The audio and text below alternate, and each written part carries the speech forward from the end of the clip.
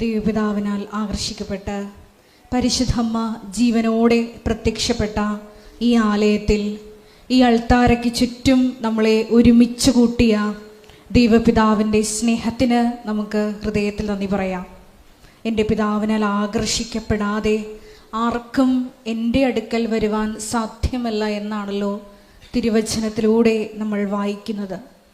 പരിശുദ്ധ ദൈവമാതാവ് പ്രത്യക്ഷപ്പെട്ട ഈ ആലയത്തിൽ ദൈവപിതാവ് നമ്മളെല്ലാവരെയും ഈ സമയം, ഈ ആരാധനാ മണിക്കൂറിൽ മക്കൾക്കടുത്ത വാത്സല്യത്തോടെ നമ്മളെല്ലാവരെയും ചേർത്ത് നിർത്തിയിരിക്കുകയാണ്.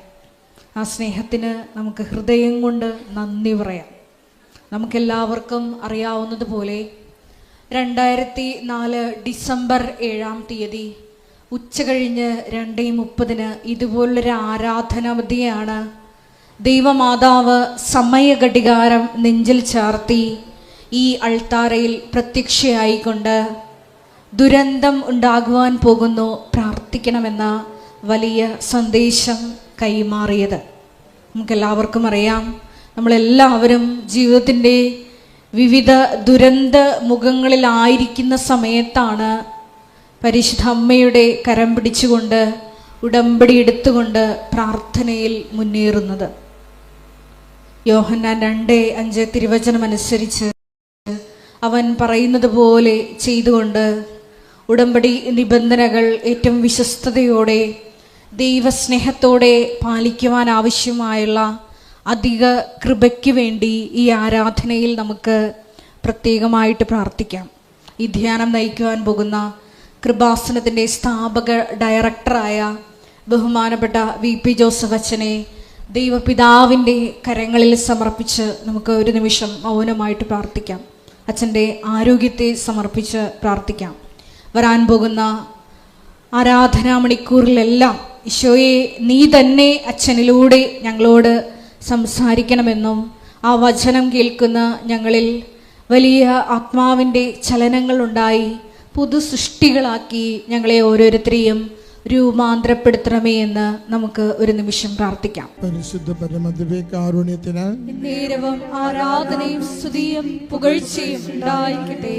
പരിശുദ്ധ പരമദിവ്യകാരുണ്യത്തിന് നേരവും ആരാധനയും സ്തുതിയും പുകഴ്ചയും ഉണ്ടായിരിക്കട്ടെ.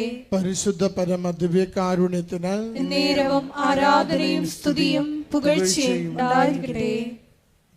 അമ്മേ, പരിശുദ്ധ അമ്മേ, അമ്മേ പരിശുദ്ധ അമ്മേ, ദൈവമാതാവേ, ദൈവമാതാവേ, കൃപാസനത്തിലൂടെ ഞങ്ങൾക്കും ഞങ്ങളുടെ ദേശത്തിനും അമ്മ മാധ്യസ്ഥം തേടിത്തന്ന എല്ലാ അനുഗ്രഹങ്ങൾക്കും കൃപകൾക്കും ഞങ്ങളിപ്പോൾ ഹൃദയം നിറഞ്ഞ നന്ദി പറയുന്നു.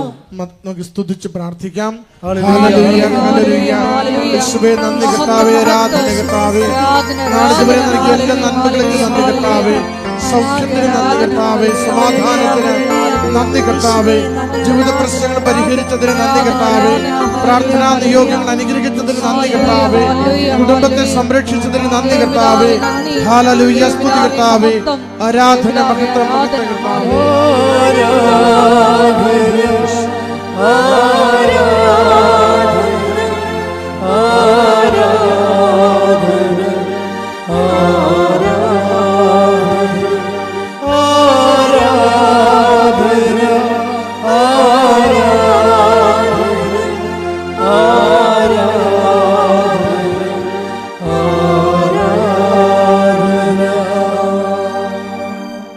പരിശുദ്ധ പരമദിവ്യകാരുണ്യത്തിന് നേരവും ആരാധനയും സ്തുതിയും പുകഴ്ചയും ഉണ്ടായിരിക്കട്ടെ. പരിശുദ്ധ പരമദിവ്യകാരുണ്യത്തിന് നേരവും ആരാധനയും സ്തുതിയും പുകഴ്ചയും ഉണ്ടായിരിക്കട്ടെ. പരിശുദ്ധ പരമദിവ്യകാരുണ്യത്തിന് നേരവും ആരാധനയും സ്തുതിയും പുകഴ്ചയും ഉണ്ടായിരിക്കട്ടെ.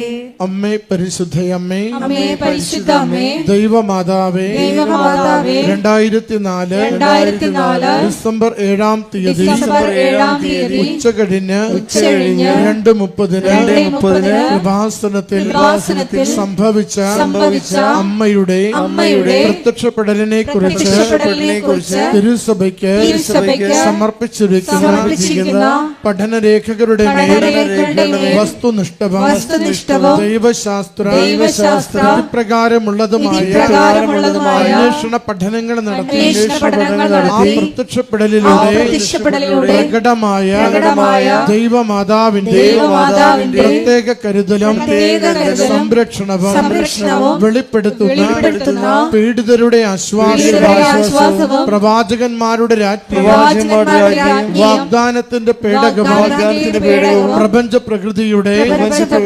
മാതാവുമായ പരിശുദ്ധ അമ്മയുടെ ഭക്തി തിരുസഭയിൽ കൂടുതൽ പ്രചരിച്ച് ജീവിതത്തിന്റെ ദുരന്ത അവസ്ഥകളിൽ അകപ്പെട്ട് കഴിയുന്ന അനേകായിരം മക്കൾക്ക് ദൈവത്തിന്റെ സാന്നിധ്യവും സന്ധിപ്പും കൂടുതൽ അനുഭവിക്കുക വഴി ആത്മീയ വിശുദ്ധിയും ദൈവശക്തിയും കൈവരിക്കുവാൻ ഞങ്ങളുടെ കുടുംബങ്ങളെ ഇടയാക്കണമേ.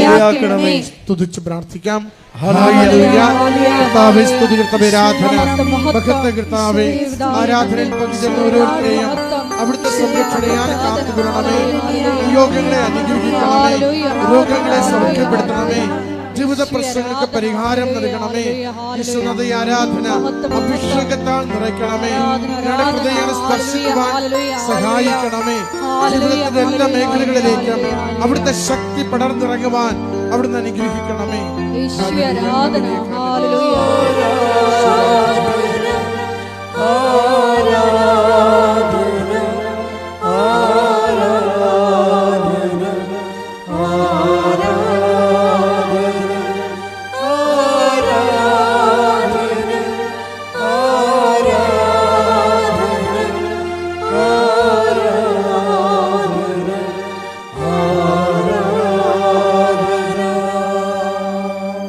പരിശുദ്ധ പരമദിവ്യകാരുണ്യത്തിന് എന്നേരവും ആരാധനയും സ്തുതിയും പുകഴ്ചയും ഉണ്ടായിരിക്കട്ടെ. പരിശുദ്ധ പരമദിവ്യകാരുണ്യത്തിന് എന്നേരവും ആരാധനയും സ്തുതിയും പുകഴ്ചയും ഉണ്ടായിരിക്കട്ടെ. പരിശുദ്ധ പരമദിവ്യകാരുണ്യത്തിന് എന്നേരവും ആരാധനയും സ്തുതിയും പുകഴ്ചയും ഉണ്ടായിരിക്കട്ടെ. അമ്മേ പരിശുദ്ധയമ്മേ, അമ്മേ പരിശുദ്ധ അമ്മേ, ഭൂസ്വർ ലോകങ്ങളുടെ രാജ്ഞിയായ അങ്ങേക്ക് ഭൗമ സംരക്ഷണത്തിനായി പ്രപഞ്ച പ്രകൃതിയെ തന്നെ തിരുസഭ പ്രതിഷ്ഠിക്കുവാൻ ഈ പ്രത്യക്ഷീകരണം ഇടയാക്കണമേ. പരിശുദ്ധയമ്മേ, ജപമാല മാതാവേ, സകല കൃപാസന പ്രാർത്ഥനകളോടും ചേർത്ത് ഞങ്ങളിപ്പോൾ പ്രാർത്ഥിക്കുന്ന ഈ സമൂഹത്തിന്റെ പ്രത്യേക നിയോഗവും നമ്മുടെ എല്ലാ അപേക്ഷകളെയും ആവശ്യങ്ങളെയും പരിശുദ്ധ കൃപാസന മാതാവിന്റെ സംരക്ഷണയിൽ ഈശോയ്ക്ക് സമർപ്പിക്കാം. VP ജോസഫ് അച്ഛന്റെ പ്രത്യേക നിയോഗങ്ങൾക്ക് വേണ്ടിയും ഒരു നിമിഷം നമുക്ക് പ്രാർത്ഥിക്കാം.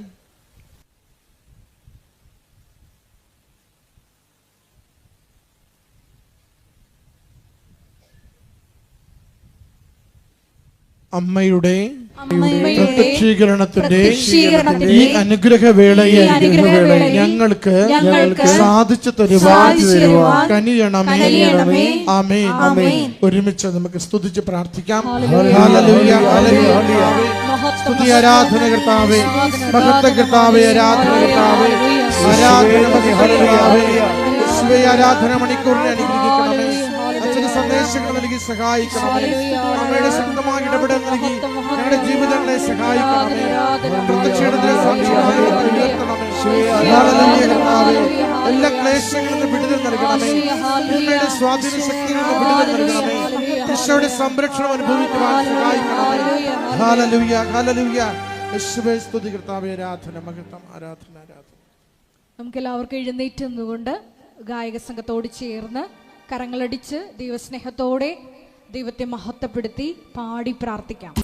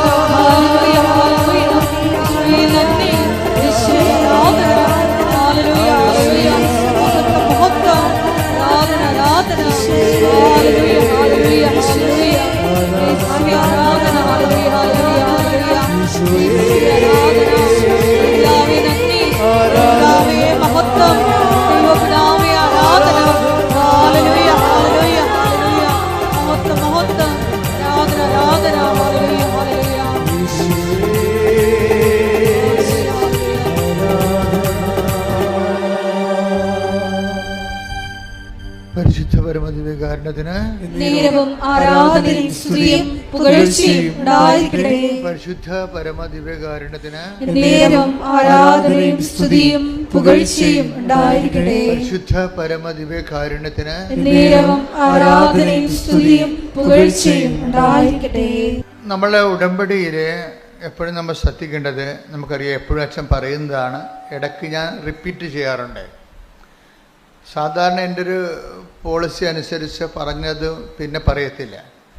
ചില കാര്യങ്ങൾ നിങ്ങൾക്ക് പറയുന്നതിൻ്റെ കാരണം ഈ ഓഡിയൻസ് എപ്പോഴും ഇപ്പോൾ 90 ദിവസമോ അല്ലെങ്കിൽ ഉടമ്പടി രണ്ടാമത് പുതുക്കിയോ മൂന്നാമത് പുതുക്കി കഴിയുമ്പോഴേ ചില ആൾക്കാർ ഉടമ്പടി 90 ദിവസം കഴിയുമ്പോൾ നമുക്ക് അവിടെ വിഷയത്തിൻ്റെ മേൽ ഒരു ഘട്ടം കഴിഞ്ഞിട്ടുണ്ടെങ്കിലും അവർക്കിനി പഴയ തീവ്രമായ സ്നേഹത്തോടെ ഉടമ്പടി ചെയ്യാൻ പറ്റുന്നില്ല എന്ന് കണ്ടാൽ ചിലർ ഉടമ്പടി സ്കിപ്പ് ചെയ്യുന്നുണ്ട്.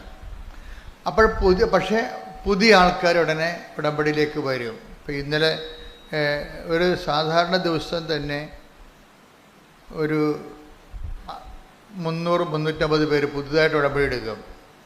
അസാധാരണ ദിവസം എന്ന് പറയുന്ന പബ്ലിക് ഹോളിഡേ ഒക്കെ വരുമ്പോൾ ചിലപ്പോഴും 1000 പേര് ഉടമ്പടി എടുക്കും ലീവ് കാലത്ത്. അപ്പോൾ പുതിയ ആൾക്കാർ ഒത്തിരി ഉടമ്പടിയിലേക്ക് വരുന്നുണ്ട്. അപ്പോൾ അതുകൊണ്ടാണ് അച്ഛന് ചിലത് റിപ്പീറ്റ് ചെയ്യണത്, അത് ആവർത്തിക്കും. കാര്യം പുതിയ ആൾക്കാർക്ക് അറിയത്തില്ലല്ലോ പഴയ കാര്യങ്ങൾ. അപ്പോഴും നിങ്ങളെ പഴയ ആൾക്കാർ വിചാരിക്കും അച്ഛൻ പറഞ്ഞു തന്നെയാണല്ലോ പിന്നെയും പറയണമെന്ന്. പക്ഷെ പറയാതിരിക്കാൻ പറ്റത്തില്ല, അതാണ് അവസ്ഥ. കാര്യം ഫ്രഷ് ഹാൻഡ്സ് ഇങ്ങനെ ഒത്തിരി ഉണ്ട്. എപ്പോഴും നമ്മൾ ശ്രദ്ധിക്കേണ്ടത്, നമുക്ക് ഈ മൊബൈലിൻ്റെ ഒരു കാലമായത് കാരണം ഭയങ്കരമായൊരു അനുഗ്രഹം വന്നിട്ടുണ്ട്. നമുക്ക് തന്നെ ഇത് വീണ്ടും കേട്ടത് തന്നെ പിന്നെയും കേൾക്കാൻ പറ്റും. അത് വലിയൊരു അനുഗ്രഹമാണല്ലേ. യൂട്യൂബിൽ കേട്ടത് തന്നെ വീണ്ടും നമുക്ക് കേൾക്കാൻ പറ്റും. വലിയ ചിലവില്ലാതെ ബുദ്ധിമുട്ടില്ലാതെ കേൾക്കാൻ പറ്റും. അത് എന്താ വെച്ചാൽ ഇതിൻ്റെ ടെക്നിക്കൽ നോളജാണ് ഇതിനുള്ളത്. നമ്മൾ സാധാരണ കരിസ്മാറ്റിക്, ഇപ്പോൾ ഞാൻ ഫെബ്രുവരി മാസത്തിൽ ഷാർജയിൽ ധ്യാനം നടത്തുന്നുണ്ട്. അത് കരിസ്മാറ്റിക് ധ്യാനം എന്നാണ് അവർ പറയണത്, ഉടമ്പടി ധ്യാനമല്ല. പക്ഷെ ചിക്കാഗോയിൽ ഞാൻ ജൂണിൽ ധ്യാനം നടത്തുന്നുണ്ട്, അത് ഉടമ്പടി ധ്യാനമാണ്. അതുകൊണ്ടാണ് നിങ്ങളോട് പറയണത്, നിങ്ങൾ അച്ഛനെ കാണണമെന്ന് നിർബന്ധമായിട്ട് വന്നിട്ടുള്ളവർ ഓഫീസിലൊന്ന് വിളിച്ച് ചോദിക്കണം. അത് പറയണം. എന്താ അച്ഛൻ നിങ്ങൾ വരുമ്പോൾ അച്ഛനില്ലെന്ന് ഒരു സങ്കടമല്ലേ. ഞാനങ്ങനെ ഒന്നും പുറത്ത് പോകത്തില്ല. എല്ലാവരും വിളിക്കുമ്പോൾ ഞാൻ പറയും, ഒരു രാജ്യത്തിൽ ഒരു ധ്യാനം എന്നാൽ അതാ പോളിസി. ഒരു രാജ്യത്തിലൊരു ധ്യാനം. ഇപ്പം മെയ് മാസത്തിൽ ബ്രിട്ടനിൽ ധ്യാനമുണ്ട്. അപ്പോൾ ആ രാജ്യത്ത് പിന്നെ പോകത്തില്ല. ഒത്തിരി പേര് വിളിക്കും, പോകത്തില്ല. അതിൻ്റെ കാരണം കൃപാസനത്തിൽ ആണല്ലേ അമ്മ പ്രത്യക്ഷപ്പെട്ടത്. അപ്പം നമുക്കിങ്ങനെ ലോകം മുഴുവൻ പോകാൻ പറ്റത്തില്ല. പിന്നെ ചില രാജ്യങ്ങളിലൊക്കെ ചെന്ന് സുവിശേഷം അറിയിക്കുമ്പോൾ കർത്താവിൻ്റെ ലോകം മുഴുവനും പോയി എല്ലാ സൃഷ്ടികളോടും സുവിശേഷം പ്രസംഗിക്കുക. അപ്പം സുവിശേഷ പ്രഭാഷണത്തിൻ്റെ ഒരു പ്രത്യേകതയാണ്, പ്രത്യേക ഉടമ്പടി എന്ന് പറയണത് ഇവിടെ മാത്രമല്ലേ ഉള്ളൂ. ഇപ്പോൾ ഫിലാഡൽഫിയയിൽ നിന്ന് ഇപ്പോൾ അച്ഛൻ അവിടെ നിന്ന് വിളിച്ചിട്ട് പറഞ്ഞു 1000 പേരുടെ ഉടമ്പടി ജൂൺ മാസത്തിൽ അച്ഛൻ ചിക്കാഗോയിൽ വരുമ്പോൾ എടുക്കാമെന്ന് പറഞ്ഞു. അവിടെ ഫിലാഡൽഫിയയിൽ അത്രയും ആൾക്കാർ സെറ്റാണ്. അപ്പം അങ്ങനെ എന്താ വിഷയം എന്ന് പറയണത്, അങ്ങനെ എല്ലായിടത്തും അങ്ങനെ പോകത്തില്ല. ഒരു സ്റ്റേറ്റാണത്. അങ്ങനെ ആ സ്റ്റേറ്റിൽ ചിലപ്പോൾ പോകും.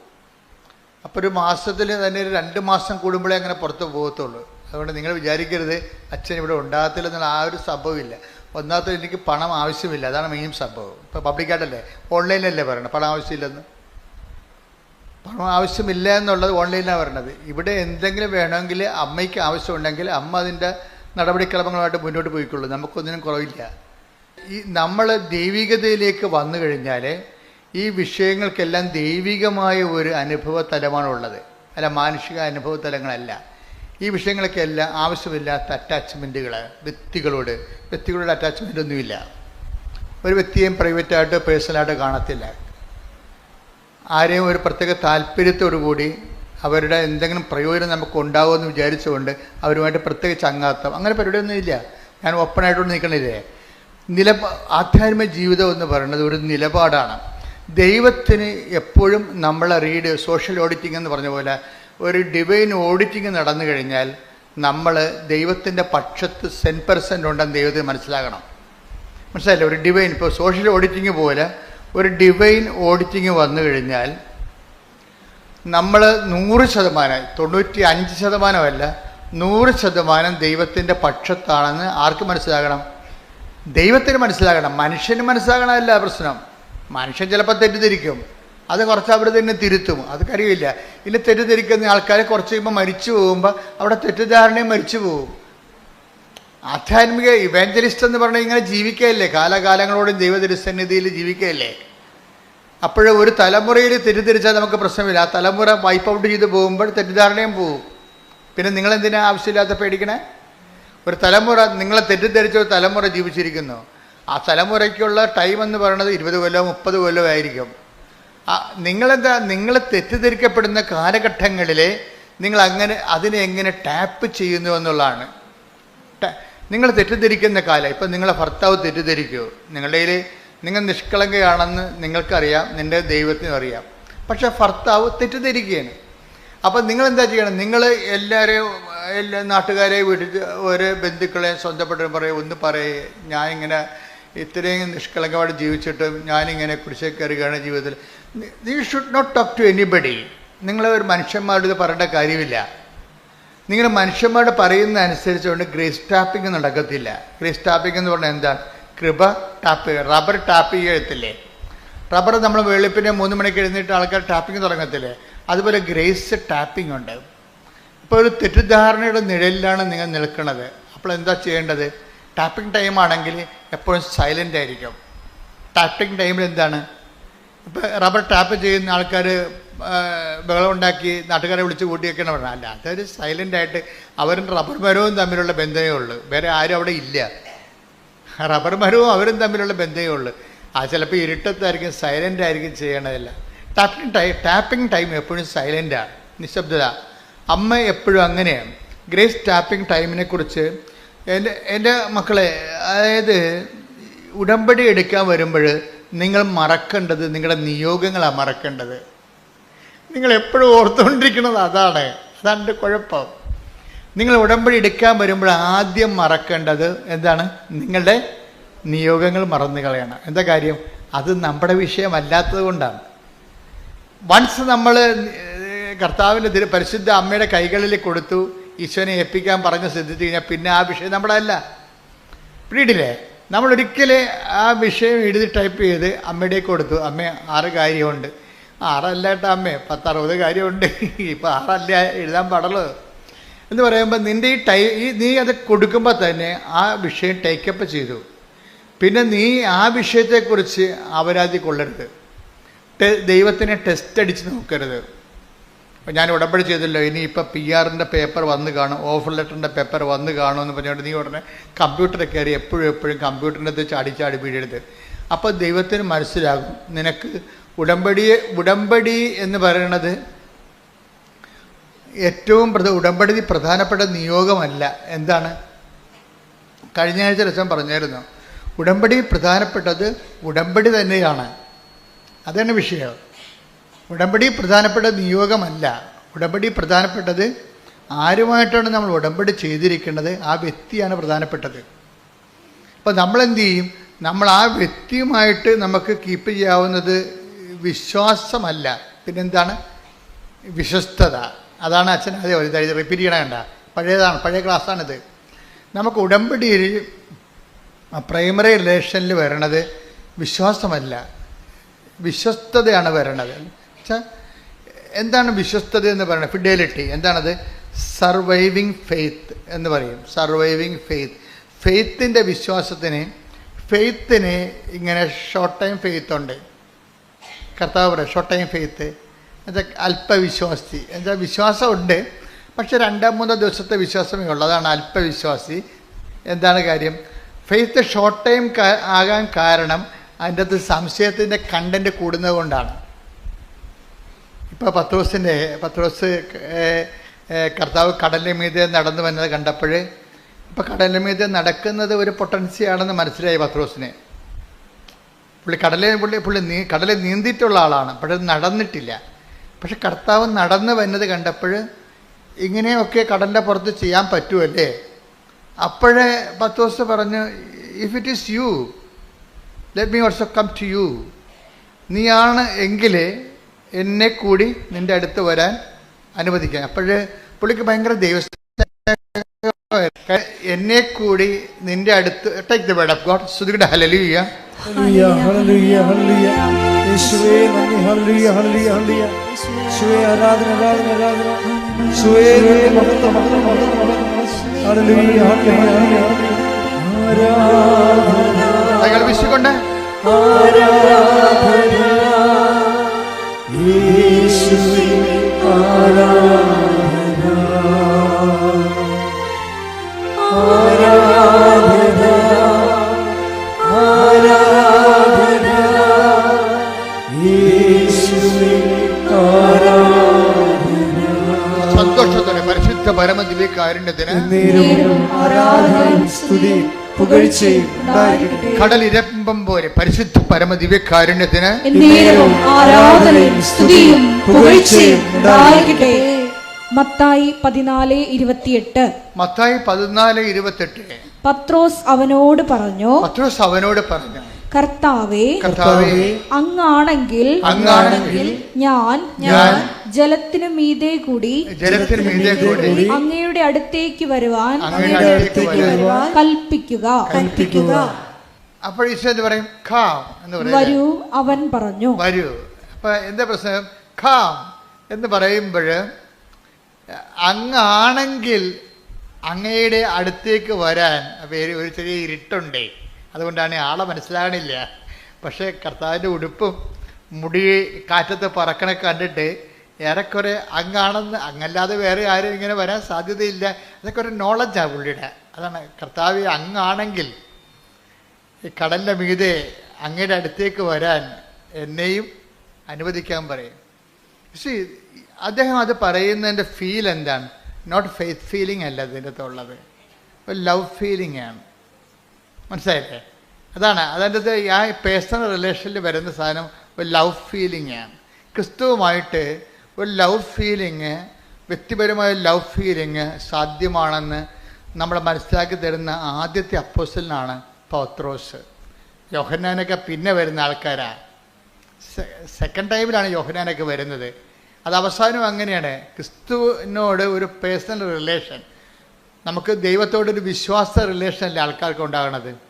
അതിനേക്കാൾ ഉപരി ഒരു ലവ് റിലേഷൻ ക്രിസ്തുവുമായിട്ട് സാധ്യമാണെന്നുള്ളത് നമ്മളെ പഠിപ്പിക്കുന്നത് പത്രോസിനോട് ചേർന്ന് വന്നിട്ടുള്ള കഴിഞ്ഞ 2000 വർഷങ്ങളായിട്ട് വന്നിട്ടുള്ള മഹാവിശുദ്ധന്മാരൊക്കെ, അറിയപ്പെടാത്ത വിശുദ്ധന്മാരും അറിഞ്ഞ വിശുദ്ധന്മാരും എല്ലാം ക്രിസ്തുവിനെ മനസ്സിലാക്കുന്നത് ഒരു വിശ്വാസത്തിൻ്റെ ലെവലല്ല. പിന്നെ എന്താണ്? ഒരു പേഴ്സണൽ ലെവൽ, സ്നേഹത്തിൻ്റെ ലെവലിലാണ്. ഇപ്പം ചിലരൊക്കെ പറയും ഞാൻ എപ്പോഴും മാതാവിനോട് സംസാരിക്കുന്നുണ്ടെന്ന് പറയുന്നില്ലേ, മാതാവ് എന്നോട് സംസാരിക്കുന്നുണ്ടെന്ന് പറയും. അതായത് ഒരു സമയത്ത് നമ്മൾ സംസാരിക്കാൻ തുടങ്ങിയാൽ അത് സത്യസന്ധമാണ് ദൈവത്തിന് മനസ്സിലായ ദൈവം പിന്നെ നമ്മളോട് സംസാരിക്കാൻ തുടങ്ങും. അതിന് ഒരു പഞ്ഞമില്ല ആ സംഭവത്തിന്.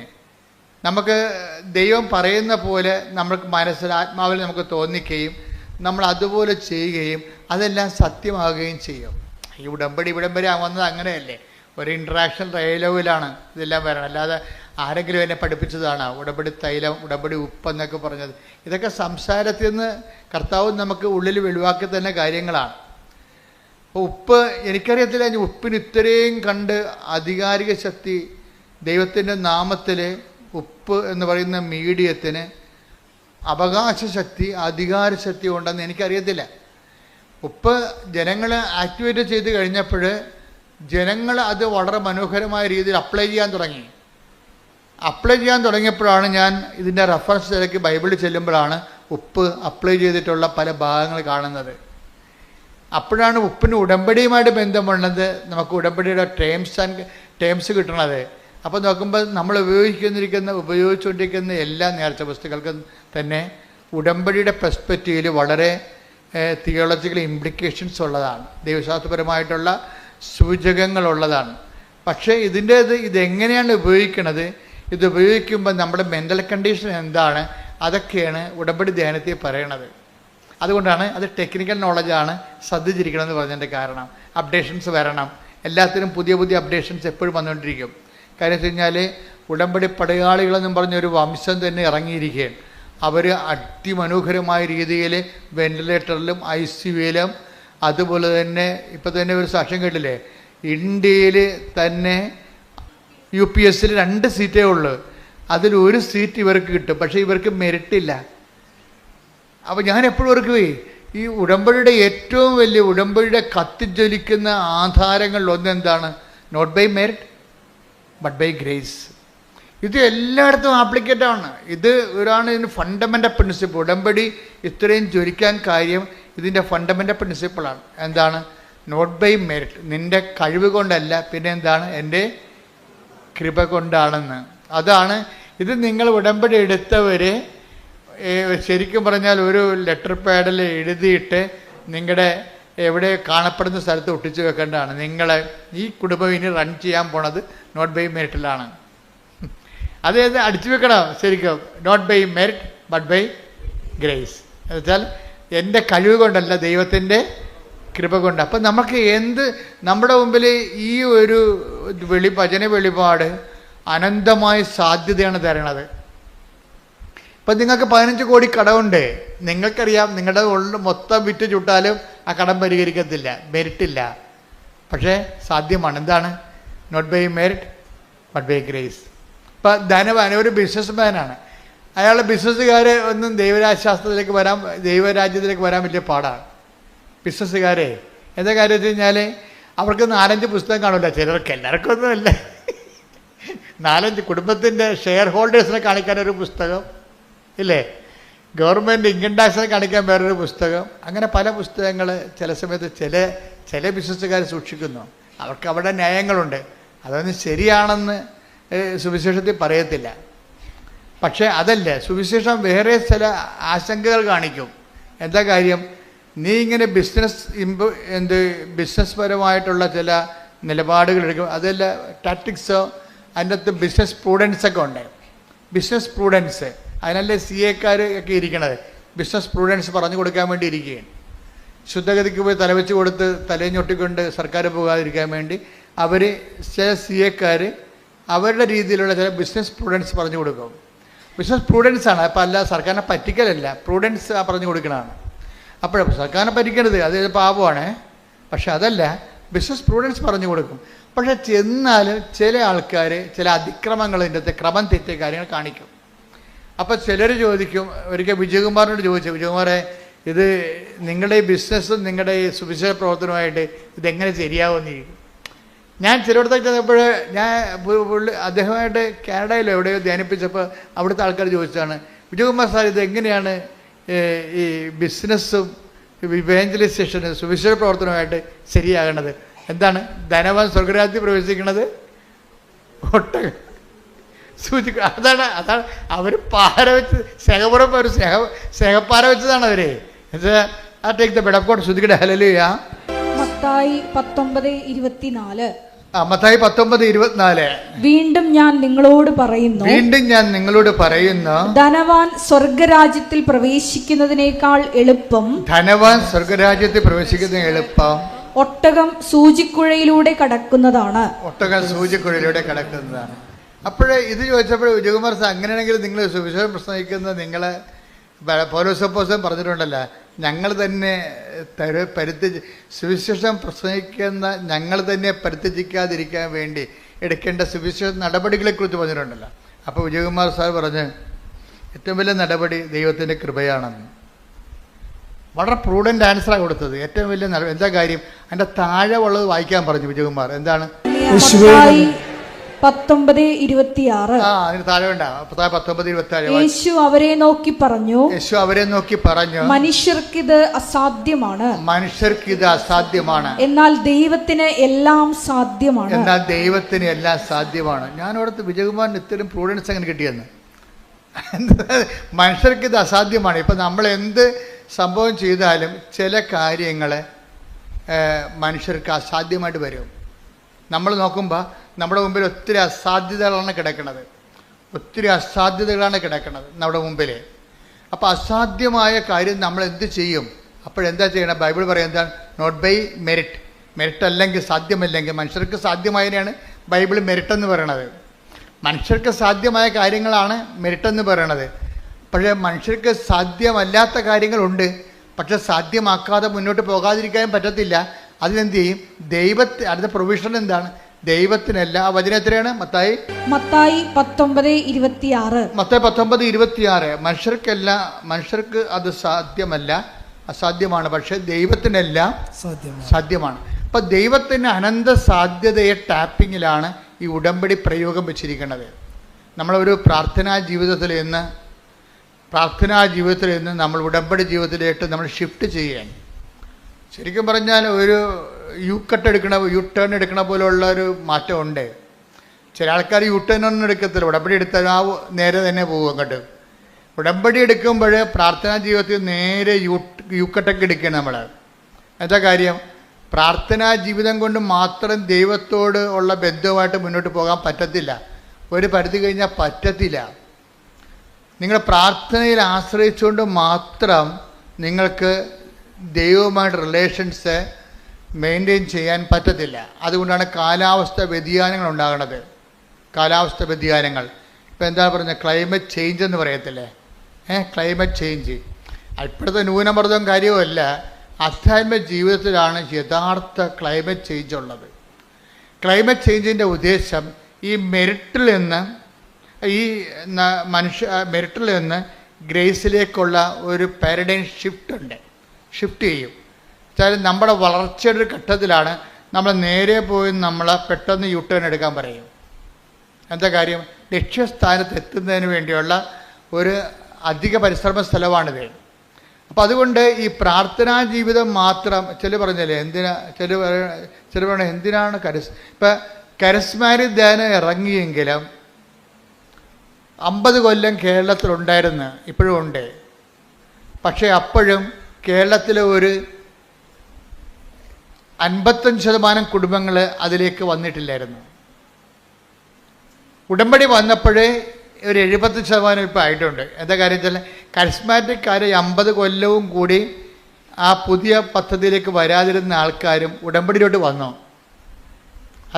അതായത് ഉടമ്പടിക്കുണ്ടായിരുന്ന ഒരു ഗുണം അതാണ്. കാര്യം കരിസ്മാറ്റിക് മേഖല 50 കൊല്ലം ഈ കേരള മണ്ണിൽ വളരെ ശക്തമായ രീതിയിൽ അടയാളങ്ങൾ സഹിതം പ്രവർത്തിച്ചിട്ടും അതിലേക്ക് വരാതിരുന്നവർക്കെയും ഉടമ്പടി പെട്ടെന്ന് കൊണ്ടുവന്നത്. കാര്യം ഒരു 6 ദിവസം ധ്യാനം കൊണ്ടല്ല കൊണ്ടത്, 4 മണിക്കൂർ ക്ലാസ് കൊണ്ടാണ് ഇവരെ ടാപ്പ് ചെയ്ത് കൊണ്ടുപോകുന്നത്. ഇത് ദൈവജ്ഞാനത്തിലുള്ള കാര്യമാണ്. ഞാൻ ബുദ്ധി കൊണ്ട് ആലോചിച്ചതല്ല ഇത്. നമ്മൾ ദൈവമായിട്ട് സഞ്ചരിച്ച് കഴിയുമ്പോൾ ഇത് എല്ലാ കാര്യങ്ങൾക്കും അതിൻ്റെ ഷോർട്ട് കട്ടുകളുണ്ട്. ഞാൻ എൻ്റെ സഹോദരനോട് പറയണത്, നിങ്ങളെപ്പോഴും ഒരു പ്രത്യേക പ്രശ്നവുമായിട്ടാണ് ഉടമ്പടി ചെയ്യണത്. പക്ഷേ അത് നിങ്ങളുടെ പ്രശ്നമാണ്, ദൈവത്തിൻ്റെ പ്രശ്നം അല്ല. ഇത് ഉടമ്പടി ദൈവത്തിൻ്റെ പ്രശ്നമാക്കി മാറ്റണം. ദൈവത്തിൻ്റെ പ്രശ്നം എന്താ? നിങ്ങളുടെ വളർച്ചയാണ്. ദൈവത്തിന് ഒരു പ്രശ്നമേ ഉള്ളൂ. നമുക്ക് ഒത്തിരി പ്രശ്നമില്ലേ, പക്ഷേ ദൈവത്തിന് ഒറ്റ പ്രശ്നമേ ഉള്ളൂ. എന്താ പ്രശ്നം? എൻ്റെ സ്വർഗസ്ഥനായ പരിപൂർണനായിരിക്കുന്ന പോലെ നിങ്ങളും പരിപൂർണരായിരിക്കണം. സുവിശേഷ വിഹിതമായൊരു പരിപൂർണതയിലേക്ക് ഈ ജഡിക മനുഷ്യനെ ഷെയ്ക്ക് ചെയ്തിട്ട് ആന്തരിക മനുഷ്യന് പുനർജീവിപ്പിച്ചെടുക്കുന്ന ദൈവരാജ്യത്തിൻ്റെ ഒരു പ്രശ്നമാണ് ദൈവത്തിനുള്ളത്. അപ്പം അതുകൊണ്ട് എപ്പോഴും ഉടമ്പടിയിലുള്ളവരെ, കൂടുതൽ സാധ്യതയുള്ളവർ, ദൈവാഭിമുഖ്യങ്ങളുള്ളവരെ, ഇപ്പം ചിലർ 90 ദിവസം കഴിയുമ്പോൾ അവസാനിപ്പിക്കണത്, ഇപ്പോൾ വയറ്റിപ്പഴപ്പ് മാത്രമാണ് നിങ്ങളുടെ ഉദ്ദേശം എന്നുണ്ടെങ്കിൽ 90 ദിവസം കൊണ്ട് അവസാനിപ്പിക്കുക. അപ്പോൾ ദൈവത്തിന് അറിയാം. ഇപ്പോൾ 90 ദിവസം കൊണ്ട് ഉടമ്പടി തീർന്നവരുടെ വയറ്റിപ്പഴപ്പ് 8 ദിവസം പാസ്സാകുക അല്ലെങ്കിൽ വസ്തു വിൽക്കുക മാത്രമുള്ള ഒരു വയറ്റിപ്പഴപ്പ് പ്രശ്നം മാത്രമേ ഉള്ളൂ. പക്ഷേ ഉള്ള പ്രോബ്ലം എന്ന് വെച്ച് കഴിഞ്ഞാൽ നിങ്ങൾക്ക് നാളെ പ്രശ്നമുണ്ടാകും. വീണ്ടും നിങ്ങൾ ഉടമ്പടിയിലേക്ക് വരുമ്പോൾ നിങ്ങൾ ടാർഗറ്റഡ് ആവും. എന്താ കാര്യം? നിങ്ങൾ ദൈവത്തെ സമീപിക്കുന്നത് കേവലം വയറ്റിപ്പഴപ്പിന് വേണ്ടി മാത്രമാണ്. അത് നമ്മുടെ ലക്ഷ്യമാണത്, നമ്മുടെ കാര്യം നടക്കുക. പക്ഷേ ദൈവത്തിന് ഒരു ലക്ഷ്യമുണ്ട്. എന്താണത്? നിങ്ങൾ ദൈവത്തെ അറിയുകയും അറിഞ്ഞ് അവൻ്റെ നാമത്തിൽ, നിങ്ങൾ യേശുക്രിസ്തുവിനെ അറിയുകയും അവൻ്റെ നാമത്തിൽ, ഇപ്പം നമ്മൾ 17 യോഹന്നാൻ 17 നിങ്ങൾ സത്യം അറിയുകയും സത്യം നിങ്ങൾ സ്വതന്ത്രരാക്കുകയും ചെയ്യും. നിങ്ങൾ യേശുക്രിസ്തുവിനെ അറിയുകയും അവൻ്റെ നാമത്തിൽ നിത്യജീവൻ പ്രാപിക്കുകയും ചെയ്യണം. അതാണ് ദൈവത്തിൻ്റെ ലക്ഷ്യം. അപ്പം ദൈവത്തിൻ്റെ ലക്ഷ്യങ്ങളെന്ന് പറയണത് നിത്യജീവനുമായിട്ട് ബന്ധപ്പെട്ട വിഷയങ്ങളാണ് ഉള്ളത്. അപ്പം നിത്യജീവൻ ഒരു പ്രധാനപ്പെട്ട വിഷയമായിട്ട് അഭിഷേകമായിട്ട് കെട്ടിക്കഴിയുമ്പോഴാണ് ആൾക്കാർ ഉടമ്പടി ഇങ്ങനെ ചേഞ്ച് ചെയ്ത് മേടിക്കണത്. അവർ 5 ഉടമ്പടി 5 പുതുക്കും 6 പുതുക്കും. എന്നിട്ട് അവരെന്താ പറയണത്? ഞാൻ ഉടമ്പടി ജീവിതത്തിലാണെന്നാണ് പറയണത്. അവരെന്താ പറയണത്? ഉടമ്പടി. അപ്പോൾ അവർ 1 പുതുക്കി അവസാനിപ്പിക്കണില്ല. അവർ ഉടമ്പടി വയറ്റിപ്പിഴപ്പുള്ള ആൾക്കാർ മാത്രമേ 1 പുതുക്കി അവസാനിപ്പിക്കത്തുള്ളൂ. എന്താ വെച്ചാൽ അവർക്ക് ദൈവമല്ല പ്രശ്നം, പിന്നെ എന്താണ്? അവരുടെ നിയോഗമാണ് പ്രശ്നം. അപ്പോൾ നിയോഗം മാത്രം പ്രശ്നമുള്ളത്. അതുകൊണ്ടാണ് ഇപ്പോൾ എന്തുമാത്രം ആൾക്കാർ ഉടമ്പടി എടുത്തെങ്കിലും നമ്മുടെ യൂട്യൂബിലെ സബ്സ്ക്രിപ്ഷൻ നിൽക്കണ കണ്ടില്ലേ? അത് ആ എടുക്കണ രീതി അനുസരിച്ചേ നിൽക്കത്തുള്ളൂ. അത് കഴിഞ്ഞാൽ 90 ദിവസം കഴിയുമ്പോൾ പിന്നെ അവർ ചിലർ വിട്ടുപോകും. അതെന്ന് പറയണത് അവരുടെ ആ വസ്തു വിൽക്കുന്ന വിഷയത്തിന് മാത്രമാണ് അവർ ഉടമ്പടി എടുത്തിരിക്കുന്നത്. ദാറ്റ് മീൻസ് വിഷയബന്ധിയാണ്. അതിൻ്റെ ലക്ഷ്യം ദൈവമല്ല. ചില ആൾക്കാർ പുതുക്കി ആ ഉടമ്പടി ഒരു ജീവിത രീതിയായിട്ട് എടുക്കും. അതുകൊണ്ടാണ് അവർ സിൽവർ ഗ്രേയിലൊക്കെ വരണത്. അപ്പോൾ സിൽവർ ഗ്രേയിൽ വരുമ്പോൾ ചില സിൽവർ ഗ്രേക്കാർ ദൈവിക ലക്ഷ്യത്തിൽ എത്തിയിട്ടില്ല. അതുകൊണ്ടാണ് അവരുടെ സംഭവം പുതുക്കണ്ടെന്ന് ഞാൻ പറഞ്ഞിരിക്കുന്നത്. ചില സിൽവർ ഗ്രേക്കാരെന്ന് വെച്ച് കഴിഞ്ഞാൽ അവരിപ്പോഴും മകളെ പ്രസവിക്കണം, പെരക്കടാവിന് ഇംഗ്ലീഷ് മീഡിയത്തിൽ അഡ്മിഷൻ കിട്ടണം, ഇങ്ങനെയുള്ള ആദ്യം എന്താണ് അവിടെ എഴുതിയിരുന്നത് അത് തന്നെയാണ് ഇപ്പോഴും പറഞ്ഞുകൊണ്ട് നടക്കുന്നത്. അപ്പോൾ ഒരു സിൽവർ ഗ്രേ ഇങ്ങനെ അറിയാതെ ആയിപ്പോയതാണ്. അവരുടെ ആധ്യാത്മിക ജീവിതം സിൽവർ ഗ്രേ ആയിട്ടില്ല. അവിടെ സിൽവർ ഗ്രേ ഇങ്ങനെ പത്രം മേടിച്ചു വന്നപ്പോൾ അറിയാണ്ട് ഇങ്ങനെ ഇതിൻ്റെ കളർ വ്യത്യാസം വന്നു പോയതാണ്. അവിടെ ആധ്യാത്മിക ജീവിതം ഇപ്പോഴും കേന്ദ്രീയ വിദ്യാലയത്തിൽ പേരക്കടാവിന് അഡ്മിഷൻ കിട്ടണമെന്ന് പറഞ്ഞാണ് സിൽവർ ഗ്രേക്കാർ ചിലർ നടക്കുന്നത്. ഞാൻ പറഞ്ഞു അവിടെ പുതുക്കേണ്ട കാര്യമില്ല. കാര്യം എന്താ? ദൈവിക ലക്ഷ്യം അവർ അട്ടിമറിച്ചിട്ടുണ്ട്. ദൈവിക ലക്ഷ്യം. കാര്യം ഇത്രയും നാൾ ഈ സിൽവർ ഗ്രേ പോയിട്ട് ഇപ്പോഴും പേരക്കടാവിന് കേന്ദ്രീയ വിദ്യാലയത്തിൽ അഡ്മിഷൻ കിട്ടണമെന്ന് പറഞ്ഞുകൊണ്ട് ഉടമ്പടി വെച്ച അതിൻ്റെ അർത്ഥം എന്താണ്? അവരിപ്പോഴും വയറ്റിപ്പഴപ്പിൽ തന്നെ നിൽക്കുകയാണ്. ദൈവമായിട്ട് അവർക്ക് ബന്ധങ്ങളില്ല. ദൈവത്തിൽ വളരുകയോ ദൈവത്തിൽ നിങ്ങൾക്കറിയാമല്ലോ, ദൈവത്തെ കൊടുക്കാൻ തോന്നും. ഇപ്പം സിൽവർ ഗ്രേ എന്ന് കഴിഞ്ഞാൽ പിന്നീട് ഒന്നും ഉണ്ടാകത്തില്ല. അവർക്ക് എവാഞ്ചലൈസേഷൻ മാത്രമേ ഉണ്ടാകത്തുള്ളൂ. എന്താ കാര്യം? ഉടമ്പടിയുടെ തലയെന്ന് പറഞ്ഞത് എന്താ? ഉടമ്പടിയുടെ തലയെന്ന് പറയുന്നത് പ്രത്യക്ഷിക്കുന്ന പ്രാർത്ഥന അല്ല. ഉടമ്പടിയുടെ നാക്ക് മാത്രമാണ് പ്രത്യക്ഷിക്കുന്ന പ്രാർത്ഥന. ഉടമ്പടിയുടെ തലയെന്ന് പറയുന്നത് ഇവാഞ്ചലൈസേഷനാണ്. ഇവാഞ്ചലൈസേഷനിലൂടെ മാത്രമേ കൃപ വരത്തുള്ളൂ. അതാണ് വിഷയം. മറ്റെല്ലാം അനുഗ്രഹങ്ങളാണ്. ഇപ്പം അറിയണമെങ്കിലേ ഒന്ന് സ്തുതിക്കട്ടെ മക്കളെ. യേശുവേ സ്തോത്രം. ഹല്ലേലൂയ ഹല്ലേലൂയ ഹല്ലേലൂയ ഹല്ലേലൂയ ഹല്ലേലൂയ യേശുവേ ഹല്ലേലൂയ ഹല്ലേലൂയ ഹല്ലേലൂയ ഹല്ലേലൂയ. ഉടമ്പടിയുടെ തലയുണ്ട്, ഉടമ്പടിയുടെ ഹൃദയമുണ്ട്, ഉടമ്പടിയുടെ കൈയുണ്ട്, ഉടമ്പടിയുടെ കാലുണ്ട്. ഇങ്ങനെ വ്യത്യസ്തമായ. അപ്പോൾ ഇത് തമ്മിൽ വ്യത്യാസം മനസ്സിലാക്കണം. അതിൽ തലയെന്ന് പറഞ്ഞത് എന്താണ്? കൃപ ടാപ്പ് ചെയ്യാൻ പറ്റുന്ന പദ്ധതിയാണ് തലയെന്ന് പറയുന്നത്. അനുഗ്രഹമാണ് ബാക്കി എല്ലാ കാര്യങ്ങൾ. ഇപ്പം ഈ സിൽവർ ഗ്രേയിലൊക്കെ വരുമ്പോൾ ഇവർക്ക് അവസാനം ഇവർ ദൈവമായിട്ട് ഫുൾ ആൻഡ് ഫുൾ ഇൻ്റലക്ച്വലി അവർ കൺവിൻസ്ഡ് ആണ് ഈ വിഷയത്തെക്കുറിച്ച്. അവർ ഇമോഷണലി ഡിസ്റ്റർബ്ഡ് അല്ല. എൻ്റെ പ്രോബ്ലം വെച്ച് കഴിഞ്ഞാൽ ഒരു ഫാക്കൽറ്റഡ് മനുഷ്യനെ if they are intellectually convinced they are not emotionally disturbed. അതാണ് മനുഷ്യൻ്റെ ഒരു വിഷയത്തെക്കുറിച്ച് നമുക്ക് ആന്തരികം ബൗദ്ധിക ബോധ്യം കിട്ടിയാൽ വൈകാരികമായിട്ട് നമ്മൾ അലോചിച്ചതല്ല. ഉടമ്പടിയിലെ തല കറക്റ്റായിട്ട് വർക്ക് ചെയ്യുന്നുണ്ടെന്നുണ്ടെങ്കിൽ കൃപ ടാപ്പ് ചെയ്യാൻ തുടങ്ങും. ഇപ്പോൾ ഉദാഹരണത്തിന് ഉടമ്പടി തലയെന്ന് പറയുന്നത് എന്താണ്? വിശ്വാസ കൈമാറ്റമാണ്. ചില കർത്താവ് തന്നെ അവർ പറഞ്ഞ് 72 പേരെ പറഞ്ഞു വിട്ടില്ലേ ഈശോ? 72 പേരെ പറഞ്ഞു വിട്ട് ഈ 2 പേരായിട്ട് താൻ പോകാനിരുന്ന ഗ്രാമങ്ങളിലേക്കെല്ലാം ഈ 2 പേരായിട്ട് പോകാൻ വേണ്ടി വഴിയൊരുക്കാൻ വേണ്ടി 72 പേരെ പറഞ്ഞു വിട്ട്. അവർ തിരിച്ചു വന്നപ്പോഴും അവരിങ്ങനെ ആഹ്ലാദത്തോടെ പറഞ്ഞു. എന്താ പറഞ്ഞത്? കർത്താവേ, നിന്റെ നാമത്തിൽ പിശാചുക്കൾ പോലും ഞങ്ങൾക്ക് കീഴ്പ്പെട്ടു. അതാണ്. അപ്പം പിശാചുക്കൾ പോലും വിട്ടൊഴിഞ്ഞു പോയെന്ന അതെന്താണ്? അത് ബ്ലെസ്സിങ്സാ. കർത്താവ് പറഞ്ഞു ബ്ലെസ്സിങ്സ് ആണല്ലോ അത് വലിയ കഥ എന്നുള്ള കാര്യമല്ല.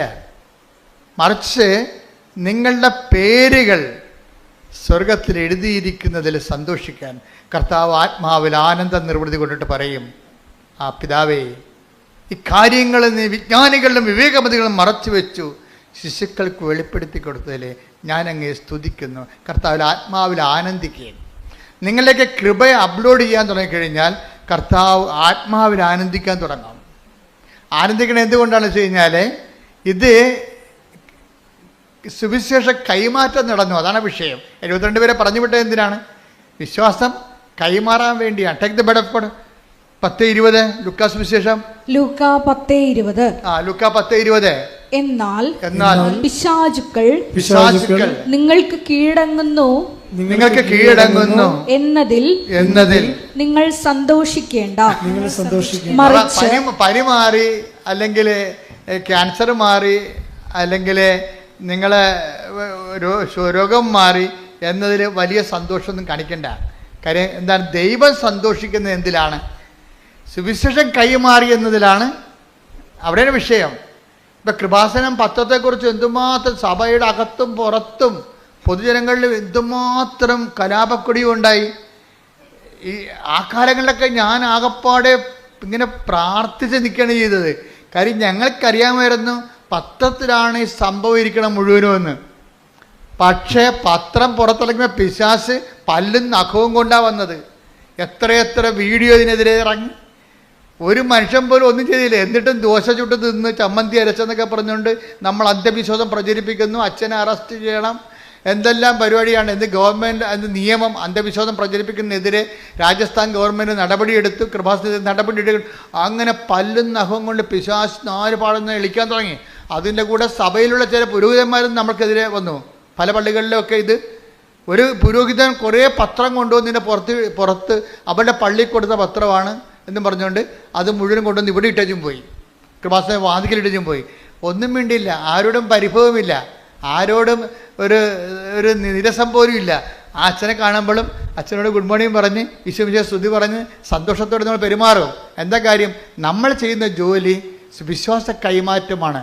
അത് നിങ്ങൾ എപ്പോഴും ഓർത്തേക്കണം. നമുക്ക് വേറെ ഒരു ലക്ഷ്യമില്ല. നമ്മുടെ ജോലി എന്താണ്? ക്രിസ്തുവിനെ കൈമാറുകയാണ്. അപ്പം ക്രിസ്തുവിനെ കൈമാറുമ്പോൾ സ്വീകാര്യമല്ലാത്തവർക്ക് പലതരത്തിലുള്ള റെസ്പോൺസ് ഉണ്ടാകും. ആൻറ്റി റെസ്പോൺസ് ആയിരിക്കും മിക്കതും. ക്രിസ്തുവിനെ സ്വീകരിക്കാത്തവരെല്ലാം പിന്നെ ആദ്യം സ്വീകരിക്കാതിരുന്ന ആരാണെന്ന് നമുക്കറിയാമല്ലോ. അവൻ തൻ്റെ ജനങ്ങളുടെ അടുക്കിലേക്ക് വന്നു.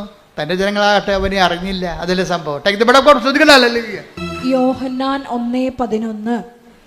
അവൻ സ്വജനത്തിന്റെ അടുത്തേക്ക് വന്നു, എന്നാൽ അവർ അവനെ സ്വീകരിച്ചില്ല. ഇത് സ്വാഭാവികമാണ്. ഇപ്പം നിങ്ങളുടെ ബന്ധുക്കളോ സഭയിലുള്ളവരോ ചില സമയത്ത് ക്രിസ്തുവിനെ സ്വീകരിക്കത്തില്ല. മറ്റൊരു മാർഗത്തിലൂടെ ക്രിസ്തുവിൻ്റെ സുവിശേഷം കൈമാറ്റം ചെയ്യപ്പെടുന്നുവെന്ന് കണ്ടു കഴിഞ്ഞാൽ റിജക്റ്റ് ചെയ്യപ്പെടും. അപ്പോൾ ഇത് ബുദ്ധിപരമായിട്ട് ആധ്യാത്മികത എന്ന് പറയുന്നത് ഒരു ഇൻ്റലിജൻ്റ് ബിസിനസ്സാണത്. ആധ്യാത്മികത എന്ന് പറയുന്നത്. അപ്പം നമ്മളെ ബുദ്ധിപരമായിട്ട് അവിടെ എന്ത് നിലപാടാണ് സ്വീകരിക്കേണ്ടത്? സൗമ്യതയായിരിക്കണം, സൗമ്യതയായിരിക്കണം. അപ്പം നിങ്ങളെ എതിർക്കുന്നവരെ നിങ്ങൾ എതിർക്കരുത്. പൗലോസ് അപ്പോസ്തലൻ എല്ലാം പറഞ്ഞിട്ടുണ്ട്. നിങ്ങളെ എതിർക്കുന്നവരെ നിങ്ങൾ എതിർക്കരുത്. പിന്നെന്താണ്? അവരെ ആശീർവദിക്കുവിൻ. ആശീർവദിക്കുക മാത്രമേ ചെയ്യാവൂ. Take the bed of God. ശ്രദ്ധിക്കട്ടെ. ഹല്ലേലൂയ, ഹല്ലേലൂയ, ഹല്ലേലൂയ. യേശുവേ നന്ദി, യേശുവേ സ്തുതി. ഹല്ലേലൂയ. അതായത് എപ്പോഴും നമ്മൾ ശ്രദ്ധിക്കേണ്ട ഒരു വിഷയം, ഇപ്പോൾ ഉടമ്പടി സിൽവർ ഗ്രേയിലേക്ക് വരുമ്പോൾ ഇതിൻ്റെ അകത്ത് 90% വിഷയവും കൃപയുമായി ബന്ധപ്പെട്ടതായിരിക്കണം. ഇപ്പോഴും അനുഗ്രഹവുമായി ബന്ധപ്പെട്ട് പേരക്കിടാവിനെ കേന്ദ്ര വിദ്യാലയത്തിൽ ചേർക്കാൻ വേണ്ടിയാണ് ഉടമ്പടി സിൽവർ ഗ്രേ ആക്കണം എന്നുണ്ടെങ്കിൽ ഞാൻ പറയും പുതുക്കി കൊടുക്കരുതെന്ന് പറയും. കാര്യം ചുമ്മാ വൈകിട്ടപ്പോഴപ്പാണ് വിഷയം. അവർക്ക് ബോധം ഇപ്പോഴും ബുദ്ധിയും ബോധം വന്നിട്ടില്ല. ഉടമ്പടി എന്താണെന്ന് മനസ്സിലായിട്ടില്ല അവർക്ക്. പക്ഷേ ചിലരുണ്ട് സുവിശേഷ കൈമാറ്റം തന്നെ 90% സുവിശേഷ കൈമാറ്റത്. കാര്യം സുവിശേഷ ഇപ്പം നിങ്ങൾ സുവിശേഷവും നമ്മൾ ഒരുമിച്ച് പറഞ്ഞാൽ എന്താണ്? Not by merit but by grace. എന്താണ് ഇത് വർക്കൗട്ട് ചെയ്യണത്? എന്താണ്? നോട്ട് ബൈ മെറിറ്റ്, നമ്മുടെ യോഗ്യതയാലല്ല, പിന്നെ എന്താണ്? കൃപയാലാണ്. അപ്പോൾ നമ്മുടെ മുമ്പിലുണ്ടാകുന്ന ഓപ്ഷൻ എന്താണ്? എന്താണ് കൃപ? കൃപ എവിടുന്ന് കിട്ടുമെന്നല്ലേ? അപ്പോൾ സിൽവർ ഗ്രേയിലുള്ള ആൾക്കാർ കൃപയായിരിക്കണം 90% അവരുടെ ആസ്പയർ ചെയ്യേണ്ടത്. കൃപ എവിടുന്നാണ് കിട്ടണത്? നമ്മൾ കഴിഞ്ഞ ആഴ്ച കണ്ടില്ലേ? എന്താ കണ്ടത്? സുവിശേഷ കൈമാറ്റത്തിനാണ് കൃപയുള്ളത്. മറ്റെല്ലാം ബ്ലെസ്സിങ്സാണ് ഉള്ളത്. ഗ്രേസ് ഉള്ളത് വചന കൈമാറ്റത്തിനേ ഉള്ളു. കർത്താവിനെ ഒരു മനുഷ്യനെ കാണുമ്പോൾ കർത്താവിനെ കുറിച്ച് പറയാൻ വേണ്ടി നാക്ക് തരിക്കണം. അപ്പോൾ ഓർക്കുക, നീ കൃപയിലാണെന്ന് ഓർക്കണം. അത് ദൗത്യമാണ്, മിഷൻ എന്ന് പറയും. ദൗത്യത്തിനാണ് കൃപയുള്ളത്. 14:26 എടുത്തേ. നടപടി പുസ്തകം 14:26. അപ്പോസ്തല പ്രവർത്തനങ്ങൾ 14:26. അപ്പോസ്തല പ്രവർത്തനം 14:26. അവിടെ നിന്ന് അന്ത്യോക്യയിലേക്ക് കപ്പൽ കയറി തങ്ങൾ നിർവഹിച്ച ദൗത്യത്തിന് മിഷൻ കണ്ട, തങ്ങൾ നിർവഹിച്ച മിഷന് ആവശ്യമായിരുന്ന ദൈവകൃപയ്ക്ക് അവർ നോട്ട് ബ്ലെസ്സിങ്, അനുഗ്രഹമല്ല. എന്താണ്? ദൗത്യത്തിന് വേണ്ടത്, മിഷന് വേണ്ടത്, വിശ്വാസ കൈമാറ്റത്തിന് വേണ്ടത്, ഇവാഞ്ചലൈസേഷന് വേണ്ടത് എന്താണ്? കൃപ. തങ്ങൾക്ക് ആവശ്യമായ ദൗത്യത്തിന്, തങ്ങൾ നിർവഹിച്ച ദൗത്യത്തിന് ആവശ്യമായ കൃപ. ദൈവകൃപയ്ക്ക് അവർ ഭരമേൽപ്പിക്കപ്പെട്ടത് അവിടെ വച്ചാണല്ലോ. അപ്പൊ നിങ്ങള് ദൈവകൃപയ്ക്ക് പരമേൽപ്പിക്കപ്പെടുന്ന എവിടെ വെച്ചാണ്? മാതാവിൻ്റെ പ്രത്യക്ഷീകരണ സന്നിധാനത്തിൽ വെച്ചാണ്. പ്രത്യക്ഷീകരണ സന്നിധാനത്തിൽ എന്താ സംഭവിക്കുന്നത്? ദൈവകൃപയ്ക്ക് നിങ്ങൾ പരമേൽപ്പിക്കപ്പെടുകയാണ്. അപ്പം ഞാൻ ചോദിക്കുന്നത് നിങ്ങൾ മറുപടി, പ്രത്യക്ഷീകരണ സന്നിധാനം ചോദിച്ചാൽ നിങ്ങൾ എന്താ സംഭവിക്കണത്? പറഞ്ഞ്, ദൈവകൃപയ്ക്ക് ഞങ്ങൾ പരമേൽപ്പിക്കപ്പെടുന്നു. അപ്പൊ ദൈവകൃപയ്ക്ക് പരമേൽപ്പിക്കപ്പെടുന്നത് അതെങ്ങനെയാണ് പിന്നെ ആക്ടിവേറ്റ് ആകണത്? നിങ്ങൾ കൃപയുടെ പ്രവർത്തനങ്ങൾ ചെയ്യുമ്പോഴാണ്. കൃപയുടെ പ്രവർത്തനങ്ങൾ എന്ന് പറഞ്ഞാൽ എന്താണ്? അത് പിശാചുകൾ ഒഴിഞ്ഞു പോണതും പനി മാറണതും ക്യാൻസർ മാറണതും ഒന്നുമല്ല, അതൊക്കെ അനുഗ്രഹമാണ്. കൃപയുടെ പ്രവർത്തനം എന്താണ്? അതാണ് നമ്മൾ ആദ്യം 19 എത്ര കണ്ടത്? 10:20 വായിച്ചേ. ലുക്ക 10:20. എന്നാൽ പിശാചുക്കൾ നിങ്ങൾക്ക് കീഴടങ്ങുന്നു എന്നതിൽ നിങ്ങൾ സന്തോഷിക്കേണ്ട. ക്യാൻസർ മാറുന്നതിൽ അല്ല സന്തോഷം ഉണ്ടാകും തീർച്ചയായിട്ടും. പക്ഷെ അതിലല്ല യഥാർത്ഥ സന്തോഷം പറയുന്നത് എങ്ങനെയാണ്? എന്താണ്? മറിച്ച് നിങ്ങളുടെ പേരുകൾ സ്വർഗത്തിൽ എഴുതപ്പെട്ടിരിക്കുന്നു എന്നതിൽ സന്തോഷിക്കുവിൻ. അതെന്താ? കൃപയുടെ പ്രവർത്തനങ്ങളിൽ മാത്രമേ സ്വർഗത്തിൽ പേരെഴുതത്തുള്ളൂ. ക്യാൻസർ മാറിയ ആശുപത്രിയിലെ പേര് വെട്ടുകയുള്ളൂ, അല്ലേ? രോഗം മാറിയ പേര് വെട്ടണം എന്നല്ലേ അവർ പറയണത്. നമുക്ക് പേര് വെട്ടണ ആൾക്കാരായിട്ടല്ല മാറണം, പേര് എഴുതി ചേർക്കുന്ന ആൾക്കാരായിട്ട് മാറണം. എങ്ങനെയാണ് അത് പേരെഴുതി ചേർക്കുന്നത്? എങ്ങനെയാണ്? പിശാചുക്കൾ നിങ്ങൾക്ക് കീഴ്പ്പെടുത്തുന്നതിലല്ല, മറിച്ച് സ്വർഗത്തിൽ നിങ്ങളുടെ പേരുകൾ കർത്താവിൻ്റെ ഹൃദയത്തിൽ എഴുതി ചേർത്തിരിക്കുന്നത്. എന്തുകൊണ്ടാണ്? സുവിശേഷം കൈമാറുന്നതിലൂടെ. അതുകൊണ്ടാണ് നിങ്ങളുടെ അനുഭവങ്ങൾ പറഞ്ഞ് ചില ആൾക്കാർ പറയവേ, അത് ഈ ആൾക്കാരൊക്കെ ഒരു മൈക്കുണ്ടെങ്കിൽ, ഒരു മൈക്ക് കിട്ടിയാൽ പിന്നെ അവരുടെ അനുഭവങ്ങൾ പറയാം. ഇതൊക്കെ പൊതുവായിട്ട് ഇടണമെങ്കിൽ ആദ്യം ഇത് വൈദ്യശാസ്ത്രം അത് വെരിഫൈ ചെയ്യേണ്ട സഭയിലുള്ള ചില പുരോഹിതന്മാർ പറയണതാണ്. എന്താ പറയണമെന്ന് വെച്ച് കഴിഞ്ഞാൽ, ഇങ്ങനൊരു മൈക്ക് കിട്ടിയ ഒരു അനുഭവം പറഞ്ഞാൽ ഇതൊക്കെ പൊതുവായിട്ട് ഇങ്ങനെ ഇതിൽ യൂട്യൂബിലൊക്കെ ഇടണമെങ്കിൽ വേരിഫിക്കേഷൻ വേണ്ടതെന്നാണ്. അപ്പോൾ ആരാ വെരിഫൈ ചെയ്യേണ്ടത്? സൈക്കോളജി പഠിച്ചിട്ടുള്ള അക്കാഡമിഷ്യൻസാണ് വെരിഫൈ ചെയ്യേണ്ടത്? അല്ലെങ്കിൽ എന്തെങ്കിലും ദൈവശാസ്ത്രം പറഞ്ഞിട്ടുള്ള ആരെങ്കിലുമാണ് വെരിഫൈ ചെയ്യേണ്ടത്? അവർക്ക് വെരിഫൈ ചെയ്യുന്നതിന് ഒരു പരിധികളുണ്ട്. ഇത് വെരിഫൈ ചെയ്യേണ്ട ഫസ്റ്റ് വിറ്റ്നസ് ആരാണ്? വൈദ്യശാസ്ത്രം സെക്കൻഡ് വിറ്റ്നസ് ആണ്. ഫസ്റ്റ് വിറ്റ്നസ് ആരാണ് ഇതിൻ്റെ? ആ രോഗിയാണ്. ശരിക്കും രക്തസ്രാവൊക്കെ രോഗം സുഖപ്പെട്ടത് ഏതെങ്കിലും വൈദ്യനെ പുരോഹിതനെ കാണിച്ചിട്ടാണ്? അല്ല, അത് സുഖപ്പെട്ടു വന്ന് ശരീരത്തിൽ അവർക്ക് ബോധ്യപ്പെട്ടു. അപ്പോൾ ഫസ്റ്റ് ഒരു രോഗസൗഖ്യത്തിൻ്റെ ഫസ്റ്റ് വിറ്റ്നസ് ഇപ്പം നിനക്ക് വലിയ ശ്വാസം മുട്ടലും ഉണ്ടായിരുന്നു. അപ്പോൾ ഡോക്ടർ പറയണക്കിപ്പോൾ എക്സ്റേ എടുത്ത് കഫമൊന്നും കാണുന്നില്ല എന്ന് പറഞ്ഞാലും നീ കുറച്ച് കഴിയുമ്പോൾ പുറത്തിറങ്ങുമ്പോൾ ചുമക്കും. അപ്പോൾ ഡോക്ടർ പറഞ്ഞ് കഫം ഇല്ലെങ്കിലും ചുമച്ചല്ല. അപ്പോൾ ഡോക്ടർ പറഞ്ഞ അലർജി ആവും. അലർജിയുടെ ടെസ്റ്റ് നടത്താൻ പോയി 124 അലർജി ഉണ്ട്. ഏത് ടെസ്റ്റ് നടത്തും? അപ്പോൾ പൂർണ്ണമായിട്ട് ചില കാര്യങ്ങളെ നിങ്ങൾക്കറിയാം. അതായത് ആ രോഗി തന്നെയാണ്. ഇപ്പം കഴിഞ്ഞ ദിവസങ്ങളിൽ ഒരു സാക്ഷ്യം ഉണ്ടായി. ഞാൻ ഈ വൈദ്യശാസ്ത്രത്തെയോ സഭയുടെ പഠനങ്ങളോ എതിർക്കുകയൊന്നും അല്ല കേട്ടോ. കാര്യം അതെല്ലാം സത്യമായ കാര്യങ്ങളാണ്. പക്ഷേ എല്ലായിടത്തും കൊണ്ടുപോകുന്ന ഇപ്പം തെങ്ങിനും കവുങ്ങിനും ഒരേ തളപ്പ് വെക്കരുത്. തളപ്പ് വ്യത്യാസം വെക്കണം കുറച്ച്. കാര്യം എല്ലാത്തിനും ഒരു മനുഷ്യൻ്റെ അനുഭവങ്ങളെന്ന് പറയുമ്പോൾ ആ അനുഭവത്തിനൊരു ശാസ്ത്രീയ അടിത്തറ ഉണ്ടാകും. കാര്യം അവനിപ്പോൾ എനിക്ക് ചുമയില്ല, എൻ്റെ റെസ്പിറേറ്ററി സിസ്റ്റംസ് ഓക്കെ ആണെന്ന് എൻ്റെ സംസാരം കൊണ്ടാണ് ആദ്യം മനസ്സിലാകണത്. അല്ലാതെ ടെലസ്കോപ്പ് വെച്ചിട്ടല്ല മനസ്സിലാകണത്. സംസാരം കൊണ്ട് മനസ്സിലാകും. ഇപ്പോൾ ബ്രീത്ത് ഈസിയാണ്. ഇപ്പോൾ ബ്രീത്ത് ഈസി ആയിട്ടുണ്ട്. ബ്രീത്ത് ഈസി ആണെന്ന് ആരാ പറയേണ്ടത്? അത് ആ ചെയ്ത ആളാണ് പറയേണ്ടത്. ബ്രീത്ത് ഈസിയാണ്, എനിക്കിപ്പോൾ ശ്വസിക്കാൻ പറ്റുന്നുണ്ടെന്ന് ആരാ പറയേണ്ടത്? അപ്പോൾ പ്രാർത്ഥന കൊണ്ട് ചില ആൾക്കാർക്ക് അവർക്ക് വ്യക്തിപരമായ ചില ബോധ്യങ്ങൾ കിട്ടും. വ്യക്തിപരമായ ബോധ്യങ്ങളുടെ ശേഷം ആ വ്യക്തി വൈദ്യശാസ്ത്രത്തെ കാണണം. എനിക്ക് രോഗം മാറിയായിട്ട് തോന്നണം. What you say? അവിടെ സെക്കൻഡ് ഓപ്ഷൻ വൈദ്യശാസ്ത്രത്തിനുണ്ട് അവിടെ. അപ്പോൾ അതായത് എനിക്ക് ഇപ്പം കഴിഞ്ഞ ദിവസങ്ങളിൽ ഒരു സാക്ഷ്യം ഉണ്ടായി. ഞാൻ ഈ സാക്ഷ്യം കണ്ടുകൊണ്ടാണ് ഇപ്പോൾ ഇങ്ങനെയൊക്കെ പറയാൻ കാര്യം. സാക്ഷ്യം എന്താണെന്ന് വെച്ച് കഴിഞ്ഞാൽ ഒന്ന് സ്തുതിക്കട്ടെ മക്കളെ. യേശുസ്തോത്രം. ഹല്ലേലൂയ.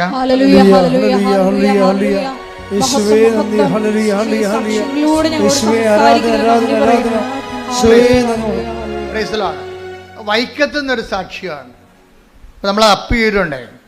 ആ സാക്ഷ്യം എന്ന് വെച്ച് കഴിഞ്ഞാൽ 92 വയസ്സുണ്ട് ആ അപ്പച്ചന്. അപ്പച്ചൻ്റെ മകൾക്കൊരു 60, 62, 65 വയസ്സ് കാണും. 60 വയസ്സ് കൂടുതലുണ്ട് ഏതായാലും. അപ്പോൾ ഈ 60 വയസ്സുള്ള മകളും 92 വയസ്സുള്ള അപ്പനും കൂടിയാണ് ഈ ആൾക്കാർ കയറി നിൽക്കുന്നത്. അവർക്ക് എന്താ പറയാനുള്ളത്? അവർ 92 വയസ്സുള്ള അപ്പൻ ഇവിടെ വന്ന് നിൽപ്പുണ്ട്. കിടപ്പൊന്നുമല്ല, അങ്ങേര് നല്ല തൻ്റെ ഇടത്തോടെ വന്ന് നിൽക്കണം ഇവിടെ. 62 വയസ്സുള്ള മകൾ കൂടെ നിൽപ്പുണ്ട്. സുലേഖ എന്നാണ് പേര്. സുലേഖ. അപ്പോൾ നിങ്ങൾക്ക് മനസ്സിലായില്ലേ എന്താ പ്രശ്നം? അപ്പൻ്റെ പ്രശ്നം എന്താ? അപ്പന് പിത്താശയത്തിൽ കല്ല്.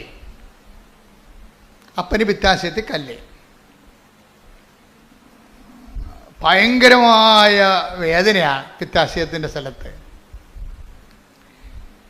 ആശുപത്രി കൊണ്ടുവന്ന് പറഞ്ഞു ഇതിൽ കൂടിയ അവസ്ഥയാണ്, ഇത് ICUലേക്ക് മാറ്റണമെന്ന് പറഞ്ഞ്. അപ്പോൾ 62 വയസ്സുള്ള മകൾ പറഞ്ഞ് അപ്പൻ നിലവിളിയാണ്, സഹിക്കാൻ പറ്റാതെ. സാർ എന്തെങ്കിലും ചെയ്യ് എന്ന് പറയും. എന്ന് വെച്ച് കഴിഞ്ഞാൽ 92 വയസ്സുള്ള ആൾ നിലവിളിക്കുമ്പോൾ ഒന്ന് ചിന്തിച്ച് നോക്കിയേ.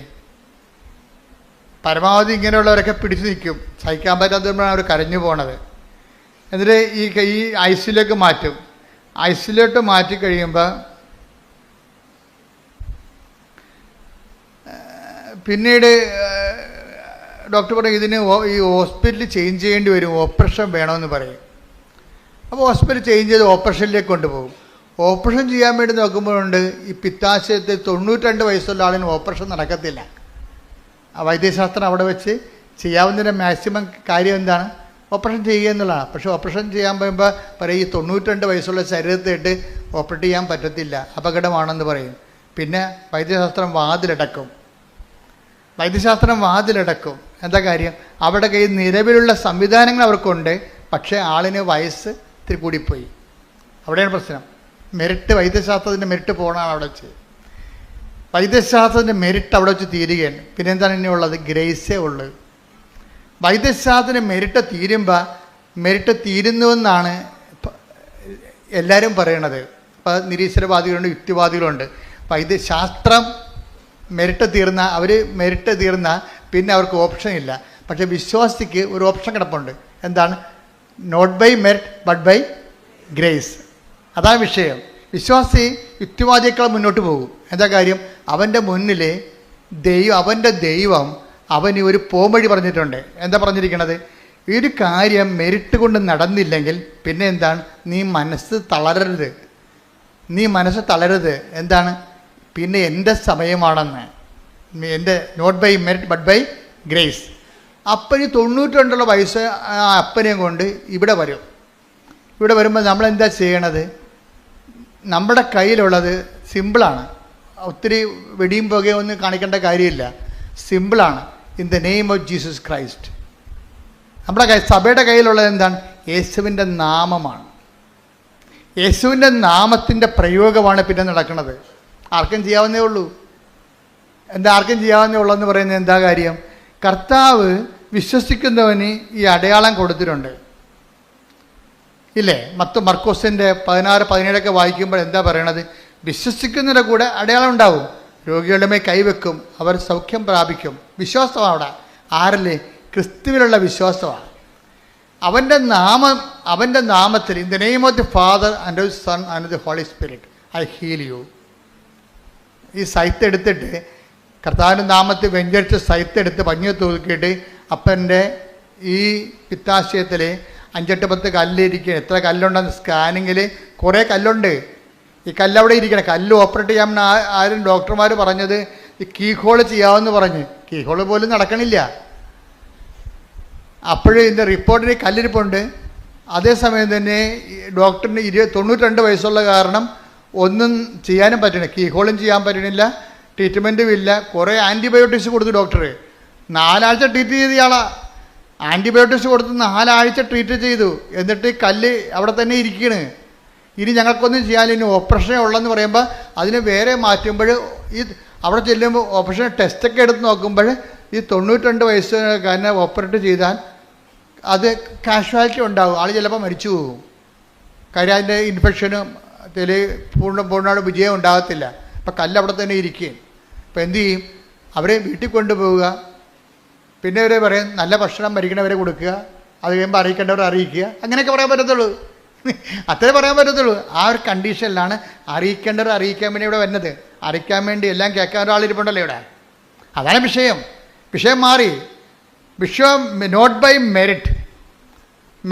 മെറിറ്റ് മാറുകയാണ്. മെറിറ്റ് വാതിൽ അടച്ചിരിക്കുന്നു. ഇനി ഇവിടെ കൊടുത്ത് പിന്നെ എന്താ? പിന്നെ വർക്ക് ഗ്രേസാണ്. ഗ്രേസിൽ എന്താ ചെയ്യണത്? ഗ്രേസിൽ സിമ്പിളാണ് ചെയ്യണത്. അല്ല ഇതിന് വെടിയും പോകുകയും അഭ്യാസങ്ങളും ഒന്നും കാണിക്കേണ്ട കാര്യമില്ല. ഇതിന് ഒരു അഭ്യാസം കാണിക്കണം. എന്താണ്? In the name of Jesus എന്ന് പറയാൻ കഴിയണം. അത് വിത്ത് ഫുൾ ഫാക്കൽറ്റി. ഞാൻ നിങ്ങളുടെ ഉടമ്പടിത്തലും തന്നിട്ടില്ലേ? അത് നിങ്ങളും ഇതുപോലെ ക്രിസ്തുവിന് ആവശ്യമുള്ളവർക്ക് കൊടുക്കണം. എന്നിട്ട് പറയേണ്ടത് എന്താണ്? In the name of Jesus. In the name of Jesus എന്ന് പറയുന്നത് എന്താണ്? യേശുവിൻ്റെ നാമത്തെക്കുറിച്ചാണ് പറയണത്. എന്താണ്? ദൈവം സമസ്തവും അവൻ്റെ നാമത്തിൻ്റെ കീഴിലാക്കിയിരിക്കുന്നു. അതാണ് സംഭവം. അത് പിത്താശക്കല്ലായാലും ശരി, പിശാച് ബാധിതയായാലും ശരി, എല്ലാം ദൈവം ആരുടെ പേരിലാക്കിയിരിക്കുന്നു. Like the bed of God, ദൈവം സമസ്തവും. 1 കൊറിന്തോസ് 15:27. 1 കൊറിന്തോസ് 15:27. ദൈവം സമസ്തവും. ഒന്ന് പറഞ്ഞ ദൈവം സമസ്തവും. ദൈവം സമസ്തവും അധീനമാക്കി തന്റെ പാദത്തിൻ കീഴാക്കിയിരിക്കുന്നു. അപ്പൊ എന്താ പറയാ? അപ്പൊ ക്രിസ്തുവിന്റെ പാദത്തിന്റെ കീഴിലാണ് എന്താണ്? മനുഷ്യന്റെ എല്ലാ പ്രശ്നങ്ങളും സമസ്തവും എന്നാണ്. അല്ല, കുറച്ച് കാര്യം ക്രിസ്തുവിനും ഇപ്പം നമ്മുടെ മുഖ്യമന്ത്രിയും സ്റ്റേറ്റ് ഗവൺമെൻറ്റിനും വിമാനം ഉണ്ടാക്കാനൊന്നും പറ്റത്തില്ല, വിമാനം മേടിക്കാനും പറ്റത്തില്ല. അത് മേടിക്കേണ്ടത് ആരാണ്? Central government. നാണയം അടിക്കാൻ പറ്റുമോ? നാണയം അടിക്കാൻ പറ്റുമോ? യുദ്ധോപകരണങ്ങൾ മേടിക്കാൻ പറ്റുമോ? പറ്റത്തില്ല. അത് മോഡി പ്രധാനമന്ത്രി മേടിക്കണം. സമസ്തവും അധികാരം ഇവിടെ ഇല്ല. പക്ഷെ ക്രിസ്തു എന്ന് പറയുമ്പോൾ മനുഷ്യൻ്റെ ആവശ്യങ്ങളുടെ സമസ്തവുമാണ്. അതാ 1 കൊരിന്ത്യർ 15:27 എന്ന് പറഞ്ഞ ദൈവം സമസ്തവും അവന്റെ പാദത്തിന്റെ കീഴിലാക്കിയിരിക്കുന്നു. കൈയടിച്ച് സ്തുതിക്കട്ടെ. ഹല്ലേലൂയ. യേശുവേ നന്ദി. ഹല്ലേലൂയ. ഹല്ലേലൂയ. ഹല്ലേലൂയ. യേശുവേ സ്തുതി. ഹല്ലേലൂയ. ഹല്ലേലൂയ. ഹല്ലേലൂയ. ഹല്ലേലൂയ.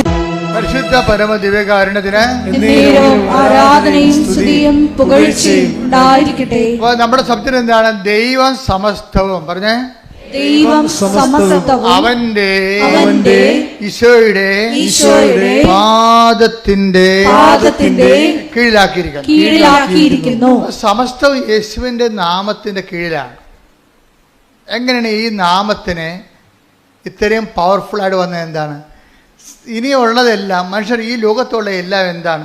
ഒരു നാമത്തിൻ്റെ കീഴിലാണ് അതറിയപ്പെടുന്നത്. ഈ ലോകത്തുള്ള എല്ലാം അറിയപ്പെടുന്നത്. ഇപ്പം ഞാൻ അറിയപ്പെടുന്നത്, എൻ്റെ പേര് ജോസഫ് എന്ന്, അല്ലേ? ഇതിൻ്റെ പേരെന്താ? മൈക്ക്. ഇതൊരു പേരാണ്. ഇതിൻ്റെ പേരെന്താണ്? പാത്രം, സോസർ, അല്ലേ? എല്ലാത്തിനും ഒരു നാമമുണ്ട്. ഇവിടെ അറിയപ്പെടുന്ന നാമത്തിലാണ്. അപ്പം ചില നാമങ്ങൾക്ക് ഉന്നതമായ നാമത്തിൻ്റെ ശേഷി ഉണ്ടാവും. യേശുവിനെ എന്ത് ചെയ്തതെന്ന് വെച്ച് കഴിഞ്ഞാൽ, യേശുവിൻ്റെ നാമം എല്ലാ നാമങ്ങളെ എങ്ങനെയാണ് പാദത്തിന് കീഴിലായത്? എല്ലാ നാമങ്ങളും, ഇപ്പോൾ ക്യാൻസർ, എബിയോള, എയ്ഡ്സ് ഇതൊക്കെ പറഞ്ഞ നാമമാണെങ്കിലും യേശുവിൻ്റെ പാദത്തിൻ്റെ കീഴിലാണത്. അതെങ്ങനെയാണ് ഈ നാമത്തിൻ്റെ കീഴിലായത്? എങ്ങനെയാണ്? അതിൻ്റെ കാരണം ദൈവപിതാവിനെ യേശു ജീവിതം കൊണ്ട് മഹത്വപ്പെടുത്തി കൃപയെ ആർജിച്ചെടുത്തിരിക്കുന്നത് കൊണ്ടാണ്. അതുകൊണ്ടാണ് അവൻ പ്രകൃത്യാ ദൈവമായിരുന്നു, അല്ലേ?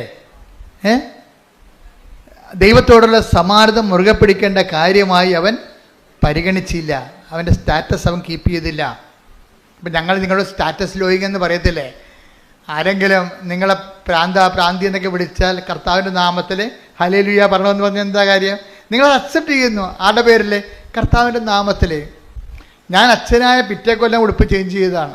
അന്ന് ഞാൻ അനുഭവിച്ച പ്രശ്നങ്ങൾ എന്തെല്ലാമായിരുന്നു.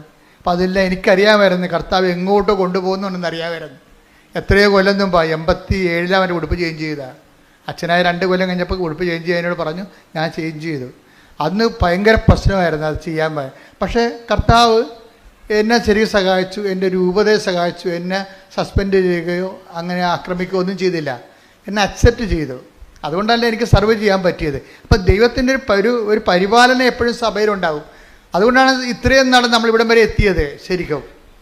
അപ്പം എന്താ സംഭവിച്ചു കഴിഞ്ഞാൽ, ഈ ദൈവ സമസ്തവും എന്ന് പറയുമ്പോഴേ ഈ ദൈവനാമം എങ്ങനെയാണ് എല്ലാ നാമങ്ങളുടെയും താഴെയായത്? ദൈവനാമത്തെക്കുറിച്ച് നിങ്ങൾ പഠിക്കണം. പഠിക്കുമ്പോൾ നിങ്ങൾക്ക് സുവിശേഷ വില എളുപ്പമാകും. സുവിശേഷ വില എളുപ്പമായി കഴിഞ്ഞാൽ ബാക്കിയെല്ലാം ചേർത്ത് നൽകണ കേസ് കെട്ടാണേ. അതിനുവേണ്ടി നിങ്ങളെ പ്രത്യേകിച്ച് വയറുവേദന മാറണം, കുഞ്ഞുണ്ടാകണം, പറമ്പ് വിൽക്കണമെന്ന് പറഞ്ഞ് ആവലാതിപ്പെട്ട് നിലയും വിളിച്ച് നടക്കേണ്ട ഒരു കാര്യമില്ല. അതൊക്കെ സൈലൻ്റ് ഓട്ടോമാറ്റിക്കായിട്ട് നടക്കുന്ന സംഭവങ്ങളാണ്. നിങ്ങൾ ആദ്യം എന്താ ചെയ്യേണ്ടത്? ആദ്യം ദൈവരാജ്യത്തെയും അതിൻ്റെ നീതിയെയും കുറിച്ച് അന്വേഷിക്കണം. ആദ്യം ദൈവരാജ്യം വിശ്വാസ കൈമാറ്റം എങ്ങനെ നടക്കുമെന്ന് നോക്കണം ആദ്യം. അതുകൊണ്ട് പറ്റുമെങ്കിൽ എപ്പോഴും ഒരു വിജയകുമാർ സാർ ഞാനൊക്കെ പുറത്തു പോകും, എപ്പോഴും ഞങ്ങളുടെ കയ്യിൽ ബൈബിൾ ഉണ്ടാവും. പക്ഷേ സാറാണെങ്കിൽ പോക്കറ്റിട്ടൊരു ചെറിയ ബൈബിൾ ഉണ്ടാവും. ഞാൻ പിന്നെ മൊബൈലിൽ ബൈബിൾ ഉണ്ടെങ്കിൽ എനിക്ക് ആവശ്യമുള്ളപ്പോൾ എടുത്ത് വായിക്കാൻ വേണ്ടി മൊബൈലിൽ ബൈബിൾ ഉണ്ടാവും. എല്ലാവരുടെ മൊബൈലിലേക്കും ബൈബിള് നിങ്ങൾ അപ്ലോഡ് ചെയ്ത് വെക്കണം വായിക്കാൻ വേണ്ടി. നിങ്ങൾ മൊബൈൽ എപ്പോഴും എവിടെ ഉണ്ടായാലും ഉണ്ടല്ലോ. അപ്പോൾ ദൈവം പുതിയ കാര്യങ്ങൾ നൽകുമ്പോൾ പുതിയ സാഹചര്യം നമ്മൾ ദൈവത്തെ മഹത്വപ്പെടുത്താൻ ഉപയോഗിക്കണം. അപ്പം അതുപോലെ തന്നെ വെച്ചാൽ ഇപ്പം ഈ നാമം എങ്ങനെയാണ് ഇത്രയും മഹത്തായ നാമമായത്? ഫിലിപ്പ് 2:6 എടുത്ത്, ദൈവത്തിന്റെ രൂപത്തിലായിരുന്നെങ്കിലും അവൻ ദൈവവുമായുള്ള സമാനത നിലനിർത്തേണ്ട ഒരു കാര്യമായി പരിഗണിച്ചില്ല. തന്നെ തന്നെ ശൂന്യനാക്കിക്കൊണ്ട് ദാസന്റെ രൂപം സ്വീകരിച്ച് മനുഷ്യരുടെ സാദൃശ്യത്തിൽ ആയിത്തീർന്ന് ആകൃതിയിൽ മനുഷ്യനെ പോലെ കാണപ്പെട്ടു. മരണം വരെ, അതേ കുരിശു മരണം വരെ അനുസരണമുള്ളവനായി തന്നെ തന്നെ താഴ്ത്തി. ആകയാൽ ദൈവം അവനെ അത്യധികം ഉയർത്തി ഉയർത്തി എല്ലാ നാമങ്ങൾക്കും ഉപരിയായ നാമം നൽകുകയും ചെയ്തു. അതിനാൽ അവന്റെ നാമം കേൾക്കുന്ന മാത്രയിലെ ഇത് യേശുവിന്റെ നാമത്തിന് മുമ്പിൽ സ്വർഗത്തിലും ഭൂമിയിലും പാതാളത്തിലുമുള്ള സകലരും മുട്ടുകൾ മടക്കുന്നതിനും യേശുക്രിസ്തു കർത്താവാണെന്ന് പിതാവായ ദൈവത്തിന്റെ മഹത്വത്തിനായി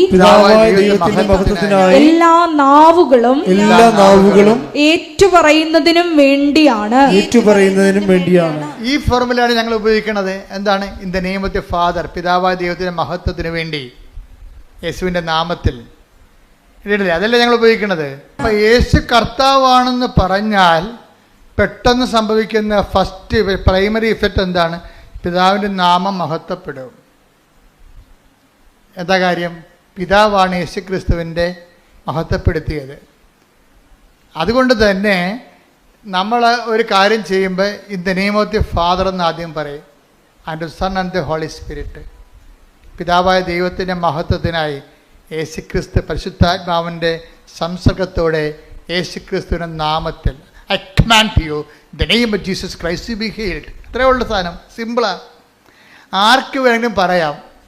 പറയുമ്പോഴുള്ള പ്രശ്നം എന്ന് വെച്ച് കഴിഞ്ഞാൽ ആ വ്യക്തിയുടെ ഫാക്കൽറ്റി കറക്റ്റായിരിക്കണം. വേറെ പ്രശ്നമൊന്നുമില്ല.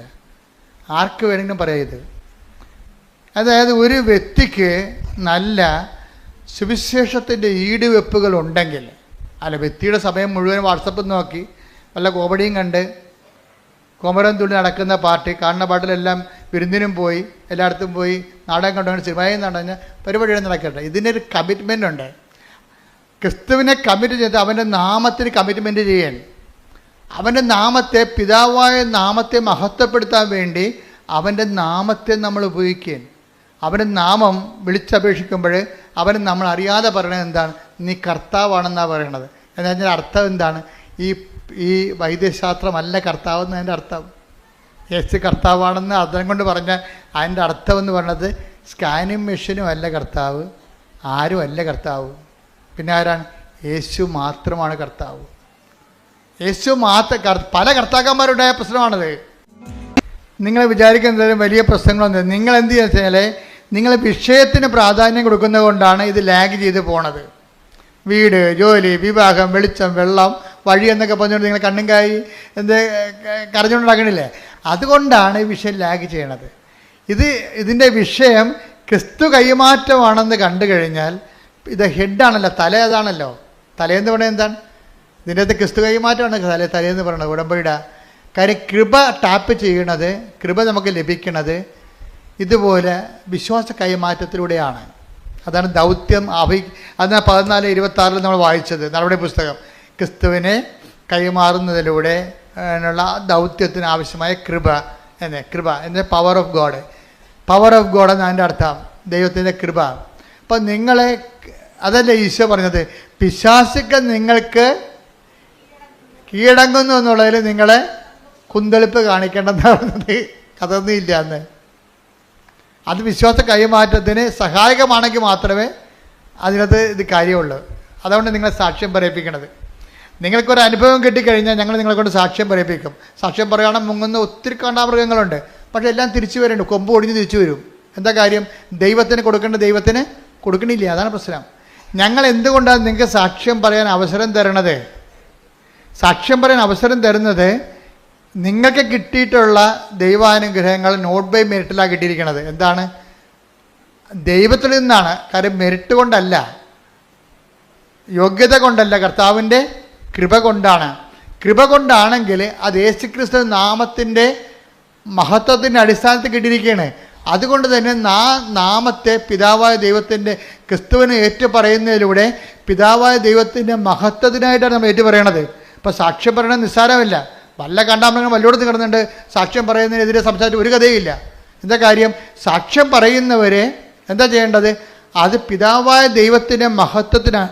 ഫിലിപ്പി 2:10-11 ഇത് ഇത് യേശുവിന്റെ നാമത്തിന് മുൻപിൽ യേശുവിന്റെ നാമത്തിന് മുമ്പിൽ സ്വർഗത്തിലും ഭൂമിയിലും പാതാളത്തിലുമുള്ള സകലരും മുട്ടുകൾ മടക്കുന്നതിനും യേശുക്രിസ്തു കർത്താവാണെന്ന് പിതാവായ ദൈവത്തിന്റെ മഹത്വത്തിനായി എല്ലാ നാവുകളും ഏറ്റുപറയുന്നതിനും വേണ്ടിയാണ്. അപ്പൊ യേശുക്രിസ്തു കർത്താവാണെന്ന് പറയുമ്പോൾ ഓട്ടോമാറ്റിക്കായി സംഭവിക്കുന്നത് എന്താണ്? പിതാവിന്റെ നാമം മഹത്വപ്പെടും. ഇപ്പൊ കർത്താവാണ് നിങ്ങളെ സുഖപ്പെടുത്തിയെന്ന് പറയുമ്പോൾ ഇവിടെ സംഭവിക്കുന്നത് എന്താണ്? പിതാവിന്റെ നാമത്തെ നിങ്ങൾ മഹത്വപ്പെടുത്തുകയാണ്. പിതാവിന്റെ നാമത്തെ മഹത്വപ്പെടുത്താൻ ഒരു അവസരമാണ് നിങ്ങൾക്ക് നൽകണത്. അതെന്തിനു വേണ്ടിയാണ്? ഇത് നിങ്ങൾ പിതാവായ ദൈവത്തിൻ്റെ നാമത്തെ മഹത്വപ്പെടുത്തുമ്പോൾ എന്ത് സംഭവിക്കും? വിശ്വാസം കൈമാറ്റപ്പെടും. അതെന്തുകൊണ്ടാണ്? പിതാവായ നാമത്തെ നിങ്ങൾ മഹത്വപ്പെടുത്തുന്നത് മറ്റുള്ളവർ കേൾക്കുന്നു. കേൾക്കുമ്പോൾ എന്താ സംഭവിക്കണത്? വിശ്വാസം ജനിക്കുന്നു. കാര്യം എന്താണ്? വിശ്വാസം കേൾവിയിൽ നിന്നാണ് ഉണ്ടാകുന്നത്. 10:17 വയസ്സത്തെ റോമ ശ്രുതികട ഹല്ലേലൂയ ഹല്ലേലൂയ ഹല്ലേലൂയ ഹല്ലേലൂയ ഹല്ലേലൂയ യേശുവേ നന്ദി ഹല്ലേലൂയ ഹല്ലേലൂയ ഹല്ലേലൂയ. റോമ 10:17 ആകയാൽ വിശ്വാസം കേൾവിയിൽ നിന്നും കേൾവി ക്രിസ്തുവിനെ പറ്റിയുള്ള പ്രസംഗത്തിൽ നിന്നുമാണ്. Praise the Lord. സാക്ഷ്യം ഒരേ സമയം തന്നെ പ്രഘോഷണമാണ്. അനുഭവാധിഷ്ഠിത പ്രഘോഷണമാണ് സാക്ഷ്യം എന്ന് പറയണത്. ചുമ്മാ തിയറട്ടിക്കലായിട്ടുള്ള എന്തെങ്കിലും കാര്യങ്ങൾ പറയുകയല്ല. അതിന് ഒരു ഫാക്കൽറ്റിയെ വർക്ക് ചെയ്യത്തുള്ളൂ. തിയറട്ടിക്കലായിട്ടുള്ള പ്രസംഗങ്ങൾ പറഞ്ഞ സൈദ്ധാന്തിക പ്രഘോഷണം എന്ന് പറയും. സൈദ്ധാന്തിക പ്രബോധനം അതെന്താ തന്നെ ഒരു ഫാക്കൽറ്റിയെ വർക്ക് ചെയ്യത്തുള്ളൂ.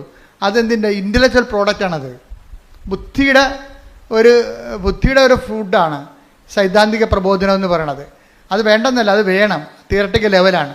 പക്ഷേ അതിൻ്റെ കൂടെ തന്നെ ഉള്ളതാണ് അടുത്ത ഫാക്കൽറ്റി ഉണ്ട് നമുക്ക്. എന്താണ്? ഹൃദയം, വില്ലെന്ന് പറഞ്ഞാൽ എന്താണ്? അനുഭവജ്ഞാനമാണ്. അറിവ് മാത്രമല്ല, അപ്ലൈഡ് നോളജ്. ഞാൻ തിയറി എടുത്തിട്ട് അതിനെ പ്രാക്ടീസ് ചെയ്തു. അപ്പോഴെനിക്ക് യേശു കർത്താവാണെന്നുള്ള അനുഭവം ഉണ്ടായിരുന്നു. അതെനിക്ക് ഹീലിംഗ് ആയി തോന്നി. അപ്പം ഞാൻ 92 വയസ്സുള്ള അപ്പാപ്പൻ എന്താ ചെയ്ത്? അപ്പാപ്പൻ ഇവിടെ വന്നപ്പോൾ അഡ്രിനൽ ഗ്രന്ഥി ഇരിക്കണില്ലേ, അപ്പോൾ അവൻ്റെ പാങ്ക്രിയാസ് ഇരിക്കുന്ന സ്ഥലത്ത് സൈത്തെടുത്തിട്ട് എൻ്റെ കർത്താവിൻ്റെ ഉന്നതമായ നാമത്തിൽ സഭയുടെ അധികാരത്തിൽ കുരിശിൻ്റെ അടയാളത്തിൽ ദൈവത്തിൻ്റെ ശക്തിയാൽ ഈശോനാമത്തിൽ സൗഖ്യം പ്രാപിക്കട്ടെ. അത്രയേ ഉള്ളൂ. സിമ്പിൾ, തീർന്നില്ലേ? പക്ഷെ പറയണത് ആരാണ്? പറയണത് 4 വയസ്സ് മുതൽ ദൈവവുമായിട്ട് ബന്ധമുള്ള ഒരാളാണ്. അതാ വിഷയം. ബന്ധം ഇടയ്ക്ക് പോയിട്ടില്ല. മനസ്സിലായ? കർത്താവ് ഇപ്പം നമ്മുടെ വീട്ടിൽ ചോറ് തന്നില്ലെന്ന് പറഞ്ഞുകൊണ്ട് അടുത്ത വീട്ടിൽ പോയി നക്കാൻ പോയിട്ടില്ല. അതാ വിഷയം. അത് പ്രശ്നമാണ്. നിങ്ങൾക്കൊരു കാര്യം നടന്നില്ലെന്ന് പറയുമ്പോൾ നീ കളം മാറ്റി ചവിട്ടും. ആ ഉടമ്പടി ശരിയായില്ല, എന്നാൽ പിന്നെ അന്തോണീസിൻ്റെ അടുത്ത് പോയി നൊവേന കൂടിയേക്കാന്ന് പറയും. അവിടെ വെച്ച് എൻ്റെ കാര്യം തീരുമാനമാവും. അവിടെ വിഷയം എന്താണ്? എൻ്റെ കാര്യം നീ അവൻ പറയണ പോലെ ചെയ്യണേ. അവൻ പറയണ പോലെ ചെയ്യല്ലേ, ചെയ്യാൻ നിനക്ക് പറ്റത്തില്ല. അതുകൊണ്ട് നിങ്ങളെന്ത് ചെയ്യും? പാട്ടുപാടി നടക്കും. നിത്യസഹായ മാതാവ് ആന കൂന എന്നൊക്കെ പറഞ്ഞ് പാടിക്കൊണ്ട് നടക്കും. ആ പാട്ടുപാടിയെ തീരത്തില്ല. ചില കാര്യങ്ങൾ പാട്ടുപാടി തീരത്തില്ല. എന്താ കാര്യം? പറഞ്ഞിരിക്കണത് അവൻ പറയണ പോലെ ചെയ്യാനാണ്. ചെയ്യാന്ന് വെച്ച് കഴിഞ്ഞാൽ നിങ്ങൾ എനിക്ക് ഭൂമിയുടെ അതിർത്തികൾ വരെ സാക്ഷികളായിരിക്കും. അല്ല പ്രാർത്ഥനക്കാരായിരിക്കും എന്നല്ലേ, നിങ്ങളെനിക്ക് സാക്ഷികളായിരിക്കും. ജീവിതം കൊണ്ട് ക്രിസ്തുവിന് സാക്ഷ്യം വഹിക്കണം. അപ്പം ഇതിൻ്റെ പ്രഥമ നിലപാട്, വിശ്വാസത്തിൻ്റെ പ്രഥമ പാഠങ്ങൾ പിന്നിടണം. ഹെബ്രായർ 6:1 അതിനാൽ ക്രിസ്തുവിന്റെ വചനത്തിന്റെ പ്രഥമ പാഠങ്ങൾ പിന്നിട്ട്. ഞാൻ നൊവേനയൊന്നും എതിർത്തിട്ടൊന്നുമില്ല. നിങ്ങൾ പറയരുത് അച്ഛൻ നൊവേനക്കെതിരെ സംസാരിച്ചൊന്നും പറയരുത്. ഇല്ല, എതിരില്ല. അത് പ്രഥമ പാഠങ്ങളാണ്. വിശ്വാസത്തിന് പ്രഥമ പാഠങ്ങളുണ്ട്. നമുക്കറിയാമല്ലേ, 4ാം ക്ലാസ്സുണ്ട്, 10ാം ക്ലാസ്സുണ്ട്, +2 ഉണ്ട്, പിന്നെ എന്താണ്, ഡിഗ്രി ഉണ്ട്, പോസ്റ്റ് ഗ്രാജുവേഷൻ ഉണ്ട്, PhD ഉണ്ട്. കേട്ടാ, വിശ്വാസത്തിന് പല പല പാഠങ്ങളുണ്ട്. വിശ്വാസത്തിൻ്റെ ഈ പാഠങ്ങളെല്ലാം പഠിച്ച് പിന്നിടേണ്ടതാണ്. അല്ലാതെ 65 വയസ്സായിട്ട് ഇപ്പോഴും പഴയ പാഠം പാടി നടന്നാൽ എങ്ങനെ ശരിയാവും? ശരിയാകത്തില്ല. അതുകൊണ്ട് ഓരോ ദൈവം എന്ത് ചെയ്യും? ദൈവം അതുകൊണ്ട് ക്ലൈമറ്റ് ചേഞ്ച് വെച്ചിട്ടുണ്ട്. നീ ഒരു വിശ്വാസത്തിൻ്റെ ഒരു പാതയിൽ പോകുകയാണ്. എന്നിട്ട് നീ പറയാം ഉടമ്പടി നീ പറയാം ഇനി നിനക്ക് U-turn എടുക്കാൻ സമയമായി. എന്താ കാര്യം? ഇനി അവൻ പറയണ പോലെ ചെല്ലിയാൽ മാത്രം പോരാ, ഇനി ചെയ്യണം. അതാണ് ഉടമ്പടിയിലേക്ക് വരുമ്പോൾ വിശ്വാസത്തിൻ്റെ പ്രഥമ പാഠങ്ങൾ പിന്നിട്ടു പക്വതയ്ക്ക് വളരുകയാണ്. അവൻ പറയണത് ചെല്ലുക മാത്രം പോലെ ഇനി എന്താണ് ചെയ്യണം. ചെയ്യുമ്പോൾ എന്താണ് ആദ്യം ചെയ്യേണ്ടത് അവനെ കൈമാറണം. തലയാണ് ആദ്യം വേണ്ടത്. ബാക്കി എല്ലാ അവയവങ്ങളും ഉണ്ടായാലും വെച്ചുപിടിപ്പിക്കാൻ പറ്റും. തല പോയാൽ പോയി തന്നെ. ബാക്കി എല്ലാ അവയവങ്ങളും ഉണ്ടായാലും വെച്ചുപിടിപ്പിക്കാൻ പറ്റും നമുക്ക്. പക്ഷെ തല പോയതാണ്. തലച്ചോറ് പിന്നെ ഉണ്ടാക്കാൻ പറ്റത്തില്ല. ഒരു തുള്ളി പോലും ഉണ്ടാക്കാൻ പറ്റത്തില്ല. അത്രയും സ്ഥലം പാരലൈസ്ഡ് ആവും. വിശ്വാസത്തിൻ്റെ തലയെന്ന് പറഞ്ഞാൽ എന്താണ്? വിശ്വാസ കൈമാറ്റമാണ്. അതെപ്പോഴും വിശ്വാസ കൈമാറ്റമാണ്. അപ്പോൾ ആദ്യമേ കയറി വിശ്വാസ കൈമാറ്റത്തിൽ കൈ കൊടുത്താൽ പിന്നെ എളുപ്പമാവും. എന്നെ കാണുന്നവരോട്, ഞാൻ സംസാരിക്കുന്നവരോട് എവിടെ ചെന്ന് എനിക്ക് സംസാരിക്കാൻ അറിയാൻ പാടില്ലെങ്കിൽ കൃപാസനം പത്രം എടുത്ത് കൊടുക്കും. എന്തുകൊണ്ടാണ് ദൈവം 18 ഭാഷയിലേക്ക് ഈ പത്രത്തെ വളർത്തിയത്? നമ്മൾ ആരും അറിഞ്ഞില്ല. ഒരു രാത്രിയും പകലും അമ്മ ഇതിനെ വളർത്തുകയാണ് ശരിക്കും. ഇന്ന് 18 ഭാഷയിലുണ്ട് പത്രം. ഇന്ന് ചിക്കാഗോയിൽ പത്രം അവർ പുതുതായി അവിടെ തന്നെ ഞങ്ങൾ PDF അയച്ചു കൊടുത്തിട്ട് അവിടെ തന്നെ പ്രിൻ്റ് ചെയ്യുകയാണ്. ഇപ്പോഴും ഒരു ചിക്കാഗോ എഡിഷൻ പത്രം ഇംഗ്ലീഷ് പത്രം ഇറങ്ങുകയാണ്. അങ്ങനെ ഓരോ രാജ്യത്തും അവരുടേതായിട്ടുള്ള വേർഷൻസ് ഇറങ്ങും. എന്താ കാര്യം? അമ്മയുടെ പ്രത്യക്ഷീകരണം. ദുരന്തം ഉണ്ടാകാമ്പോൾ പ്രാർത്ഥിക്കണമെന്നാണ് അമ്മ പറഞ്ഞത്. ലോകത്തിൻ്റെ എല്ലാ വശങ്ങളിലും പ്രാർത്ഥന പടയാളികളെ സൃഷ്ടിക്കുകയാണ്. എന്തിനാണ്? ദുരന്തത്തെ പ്രതിരോധിക്കാൻ വേണ്ടി ദൈവികമായ നടപടിയാണ് ഒരു ഉടമ്പടി സൈന്യത്തെ രൂപീകരിക്കുക. ശ്രുതികട്ടെ. ഹല്ലേലൂയ. ഹല്ലേലൂയ. ഹല്ലേലൂയ. ഹല്ലേലൂയ. ഹല്ലേലൂയ. ലോകത്തിന്റെ ഭാഗങ്ങളിൽ സരിയൻ ഉടമ്പടിയിലൂടെ അങ്ങ് തന്നെ ഈ സൈന്യങ്ങളെ രൂപീകരിക്കും നന്ദി പറയുന്നു. പരിശുദ്ധ പരമ ദിവ്യകാരുണ്യത്തിന് എന്നേരവും ആരാധനയും സ്തുതിയും പുകഴ്ചയും ഉണ്ടായിരിക്കട്ടെ. അപ്പോഴേ ഈ 92 വയസ്സുള്ള അപ്പൻ്റെ പാങ്ക്രിയാസിലെ കല്ലുകൾ നിറഞ്ഞ പാങ്ക്രിയാസിലെ ഓപ്പറേഷന് ഇനി ആൻറ്റിബയോട്ടിക്സ് കൊടുക്കുന്നതിന് സുഖപ്പെടാത്ത പാങ്ക്രിയാസിലെ ഓപ്പറേഷൻ നടത്താൻ 92 വയസ്സുകാർക്ക് പറ്റത്തില്ല എന്ന് പറഞ്ഞുകൊണ്ട് വൈദ്യശാസ്ത്രം റിജക്റ്റ് ചെയ്ത പാങ്ക്രിയാസിലെ എന്താ ചെയ്യണത്? സൈത്ത് പൂശിട്ട് പറയും, എൻ്റെ കർത്താവിൻ്റെ ഉന്നതമായ നാമത്തിൽ. അപ്പം നാമമാണ് അവിടുത്തെ പ്രധാനപ്പെട്ടത്. എൻ്റെ കർത്താവിൻ്റെ നാമം ഉന്നതമായ നാമമാണ്. ഫിലിപ്പിയർ 2:7 അനുസരിച്ച് എൻ്റെ കർത്താവിൻ്റെ ഉന്നതമായ. അപ്പം എൻ്റെ കർത്താവെന്ന് പറയാൻ കഴിയണം. ഞാനൊക്കെ നമ്മുടെ കർത്താവെന്ന് ഞാൻ പറയാറില്ല ഒരിക്കലും. പ്രാർത്ഥനയിൽ എൻ്റെ കർത്താവെന്ന് പറയത്തുള്ളൂ. നിങ്ങൾ കേട്ടിട്ടില്ലേ? എൻ്റെ കർത്താവിൻ്റെ ഉന്നതമായ നാം. അതായത് ഞാൻ ഈ 65 കൊല്ലം അല്ലെങ്കിൽ 61 കൊല്ലം 4 വയസ്സിലാണ് എനിക്ക് വിശ്വാസം കിട്ടുന്നത്. അപ്പോൾ ഈ 4 വയസ്സിന് തൊട്ട് ഇന്ന് വരെ ഞാൻ അനുഭവിച്ച ഒരു ക്രിസ്തുവുണ്ട്. അതെല്ലാത്തേക്കും ഉന്നതമായൊരു ക്രിസ്തുവാണ്. ആരും എന്നെ പഠിപ്പിച്ച ക്രിസ്തുവല്ല. അനുഭവത്തിലൂടെ ഞാൻ കണ്ടറിഞ്ഞ എൻ്റെ കുടുംബത്തിൻ്റെ വിശുദ്ധമായ അപ്പൻ്റെ വിശ്വാസ പാരമ്പര്യത്തിൽ നിന്ന് കണ്ട് മനസ്സിലാക്കിയ ദൈവത്തെ സഭ എനിക്ക് താത്വികമായി പഠിപ്പിച്ചു തന്നു. സഭയുടെ പഠിപ്പിച്ചു തന്ന മൊത്തം ഞാൻ ഉൾക്കൊള്ളുകയും അതനുസരിച്ച് ക്ലാസ്സിൽ കൃത്യമായിട്ടിരുന്നത് പഠിച്ച് മനസ്സിലാക്കി അങ്ങനെ സഭയും കുടുംബവും കൂടി കൈമാറിയ ക്രിസ്തുവുണ്ട്. അതാണ് എൻ്റെ കർത്താവ്. അതിനെ ഞാൻ ആപ്ലിക്കേറ്റ് ചെയ്തിട്ടുണ്ട്. എൻ്റെ ജീവിതത്തിൻ്റെ അഗ്നിപരീക്ഷകളിലൂടെ ക്രിസ്തുവിൻ്റെ കുരിശ് ഞാൻ കയ്യിൽ നിന്ന് കളയാതെ ഞാൻ കുരിശ് ഈ തീ കടൽ നീന്തി കടന്ന ചരിത്രം എനിക്കുണ്ട്. അപ്പോൾ അതങ്ങനെ വരുമ്പോഴാണ് അതിൽ എന്നെ കൂടെ സഹായിച്ച കർത്താവാണ് എൻ്റെ കർത്താവ്. ഇപ്പോൾ സ്പിരിറ്റ് ഓഫ് മേരി എന്ന് പറയത്തില്ല, മറിയത്തിൻ്റെ ആത്മാവ്. മറിയത്തിൽ ഇറങ്ങി വസിച്ച് രക്ഷണകൃത്യം പൂർത്തിയാക്കിയ മറിയത്തിൻ്റെ ദൗത്യം പൂർത്തിയാക്കിയതാണ് മറിയത്തിൻ്റെ ആത്മാവ്. ക്രിസ്തുവിൻ്റെ ആത്മാവുണ്ട്, കർത്താവിൻ്റെ ആത്മാവുണ്ട്. എവിടെയെല്ലാം വ്യത്യസ്തമായ രീതികളിൽ ദൈവത്തിൻ്റെ ആത്മാവ് ദൗത്യം പൂർത്തിയാക്കുമ്പോൾ അത് അവരുടെ പേരിൽ അറിയപ്പെടും.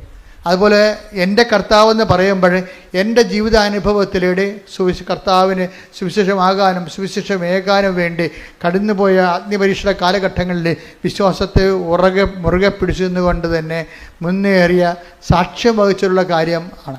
അത് പ്രഖ്യാപിക്കും എൻ്റെ കർത്താവിൻ്റെ ഉന്നതമായ നാമത്തിൽ. പിന്നെ എന്താണ്? സഭയാണ് എനിക്ക് പൗരോഹിത്യം നൽകുക. സഭയെ ഞാൻ അനുസ്മരിക്കും. എന്താ കാര്യം? സഭയില്ല പിന്നെ ഞാനില്ല. കാര്യം എന്താണ്? സഭയാണ് എനിക്ക് പട്ടം നൽകിയത്. കർത്താവിൻ്റെ അഭിഷേകം നൽകിയ കാര്യം അപ്പോസ്തലികമായ അഭിഷേകം സഭയ്ക്ക് മാത്രമേ ഉള്ളൂ. അതുകൊണ്ടാണ് ഞാൻ എന്തെല്ലാം പ്രശ്നങ്ങൾ സഭയിലുണ്ടായിട്ട് ഞാൻ സഭയെ വിമർശിക്കാത്തതിൻ്റെ കാരണം എന്താ? സഭയെ ഞാൻ കഴിഞ്ഞ ദിവസങ്ങളിൽ അമേരിക്കയിൽ നിന്ന് അച്ഛൻ വന്നിട്ട് എന്നോട് മൺസിഞ്ഞർ വന്നിട്ട് എന്നോട് കുറേ നേരം സംസാരിച്ചു. ഞാൻ പറഞ്ഞു ഞാൻ സഭയ്ക്കെതിരെ ഒരിക്കലും സംസാരിക്കത്തില്ല. എന്താ കാര്യം? സഭയെ കർത്താവിൻ്റെ രക്തത്താൽ വീണ്ടെടുക്കുന്നതാണ് സഭ. നമ്മൾ സഭയെ സംസാരിച്ചെതിരെ ഒരു പോറൽ വന്നാൽ പിന്നെ അത് നികർത്താൻ നമുക്ക് പറ്റത്തില്ല. ഗർഭിണികളുടെ ശരീരത്തിൽ കുഞ്ഞുങ്ങളെ മൂത്ത കുഞ്ഞുങ്ങളൊക്കെ വന്നിട്ട് അമ്മയുടെ വയറിലൊക്കെ അമ്മേ ഈ വയറ് കുഞ്ഞുവാവ് എപ്പോൾ വരും എന്നൊക്കെ ചോദിച്ചിട്ട് പിള്ളേർ മാന്തത്തില്ലേ. അപ്പോൾ പിള്ളേരെ മാറ്റി നിർത്തും. എന്താ കാര്യം? പിള്ളേരുടെ കായ് നഖം വയറെ കൊണ്ടു കഴിഞ്ഞാൽ പാട് കിടക്കൂടാ. അതുപോലെ സഭയെ നമ്മൾ വിമർശിച്ചാൽ നമുക്കുമായിട്ട് പിന്നെ അത് ആ പാടായിട്ട് അവിടെ കിടക്കും. അതുകൊണ്ട് സഹിച്ച്, സഭയിൽ എന്തെല്ലാം പ്രശ്നങ്ങളുണ്ടെങ്കിലും സഹിച്ച് പ്രാർത്ഥിക്കാനേ പറ്റത്തുള്ളൂ. കാര്യം എന്താണ്? സഭയ്ക്ക് ആവശ്യമായത് വിശ്വാസികളുടെ സഹന പ്രാർത്ഥനകളാണ്. നമ്മൾ ഈ കാലത്തെ അതിജീവിക്കും. നമ്മൾ ഈ കാലത്തെ അതിജീവിക്കുമ്പോൾ എൻ്റെ മനസ്സിലുള്ളത് സത്യവും നീതിയും പെരുമാറണം. അതിൻ്റെ അകത്ത് രണ്ട് ഭാഗം, ഒരു ഭാഗമായിട്ട് ആരും ഞാൻ തിരിക്കത്തില്ല. ഞാൻ തിരിക്കണേ എന്തുകൊണ്ടെന്ന് കഴിഞ്ഞാൽ എല്ലാവർക്കും നീതി കിട്ടണം, എല്ലാവരും കർത്താവിൻ്റെ കൃപയിലും ദൈവസ്നേഹത്തിലും നിലനിൽക്കണം. അതിനുവേണ്ടി നമ്മൾ സഹിച്ച് പ്രാർത്ഥിക്കും. ശ്രുതിക്കട്ടെ. ഹല്ലേലൂയ, ഹല്ലേലൂയ, ഹല്ലേലൂയ, ഹല്ലേലൂയ, ഹല്ലേലൂയ. മഹത്വം, മഹത്വം. ഹല്ലേലൂയ, ഹല്ലേലൂയ, ഹല്ലേലൂയ. യേശുവേ, ആഗോള സഭയിൽ നിൽക്കുന്ന അത് എൻ്റെ കർത്താവിൻ്റെ ഉന്നതമായ നാമത്തിൽ. പിന്നെന്താ പറയണത്? സഭയുടെ അധികാരത്തിൽ. പിന്നെന്താണ്? കുരിശിൻ്റെ അടയാളത്തിൽ. ദൈവത്തിൻ്റെ ശക്തി, കൃപ എന്ന് പറഞ്ഞാൽ ദൈവത്തിൻ്റെ ശക്തിയല്ലേ? ദൈവത്തിൻ്റെ ശക്തിയാൽ.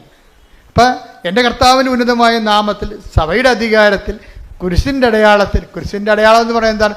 പാപത്തിന് പരിഹാരം ചെയ്ത് മനുഷ്യനെ വീണ്ടെടുത്തതിൻ്റെ വിജയചിഹ്നമാണ് കുരിശ്. കുരിശിൻ്റെ അടയാളത്തിൽ ദൈവത്തിൻ്റെ ശക്തി, കൃപയാൽ യേശുക്രിസ്തു ഉന്നതമായ നാമത്തിൽ നീ സൗഖ്യം പ്രാപിക്കട്ടെ. അപ്പം ആ സൗഖ്യം ഈ 92 വയസ്സുകാരൻ അനുഭവിച്ചിട്ട് അദ്ദേഹം ഇവിടുന്ന് സന്തോഷമായിട്ട് നടന്നു പോകുമ്പോൾ ആരാണ് സാക്ഷ്യം പറയുന്നത്? അദ്ദേഹമല്ലേ? അദ്ദേഹത്തിൻ്റെ ശരീരത്തിലല്ലേ പാങ്ക്രിയാസിൻ്റെ കല്ലുകൾ മാറിയെന്ന് അദ്ദേഹത്തിനാണ്. ഇങ്ങോട്ട് വന്ന ആളല്ല തിരിച്ചു പോണത്. അപ്പോൾ ആരാണ് ആദ്യം സാക്ഷ്യം പറയേണ്ടത്? വൈദ്യശാസ്ത്രമാണ്? അപ്പാപ്പനാണ്? അപ്പാപ്പനാണ്. പിന്നീട് പോയി സ്കാൻ ചെയ്ത് നോക്കിയപ്പോൾ ഒറ്റ കല്ലും കാണാനില്ല. ഹല്ലേലൂയ, ഹല്ലേലൂയ, ഹല്ലേലൂയ. അപ്പൊ ആ പ്രഥമ സാക്ഷി ആരാണ്? ആ രോഗി അനുഭവിച്ച രോഗിയാണ്. രണ്ടാമത്തെ സാക്ഷിയാണ് ആര്?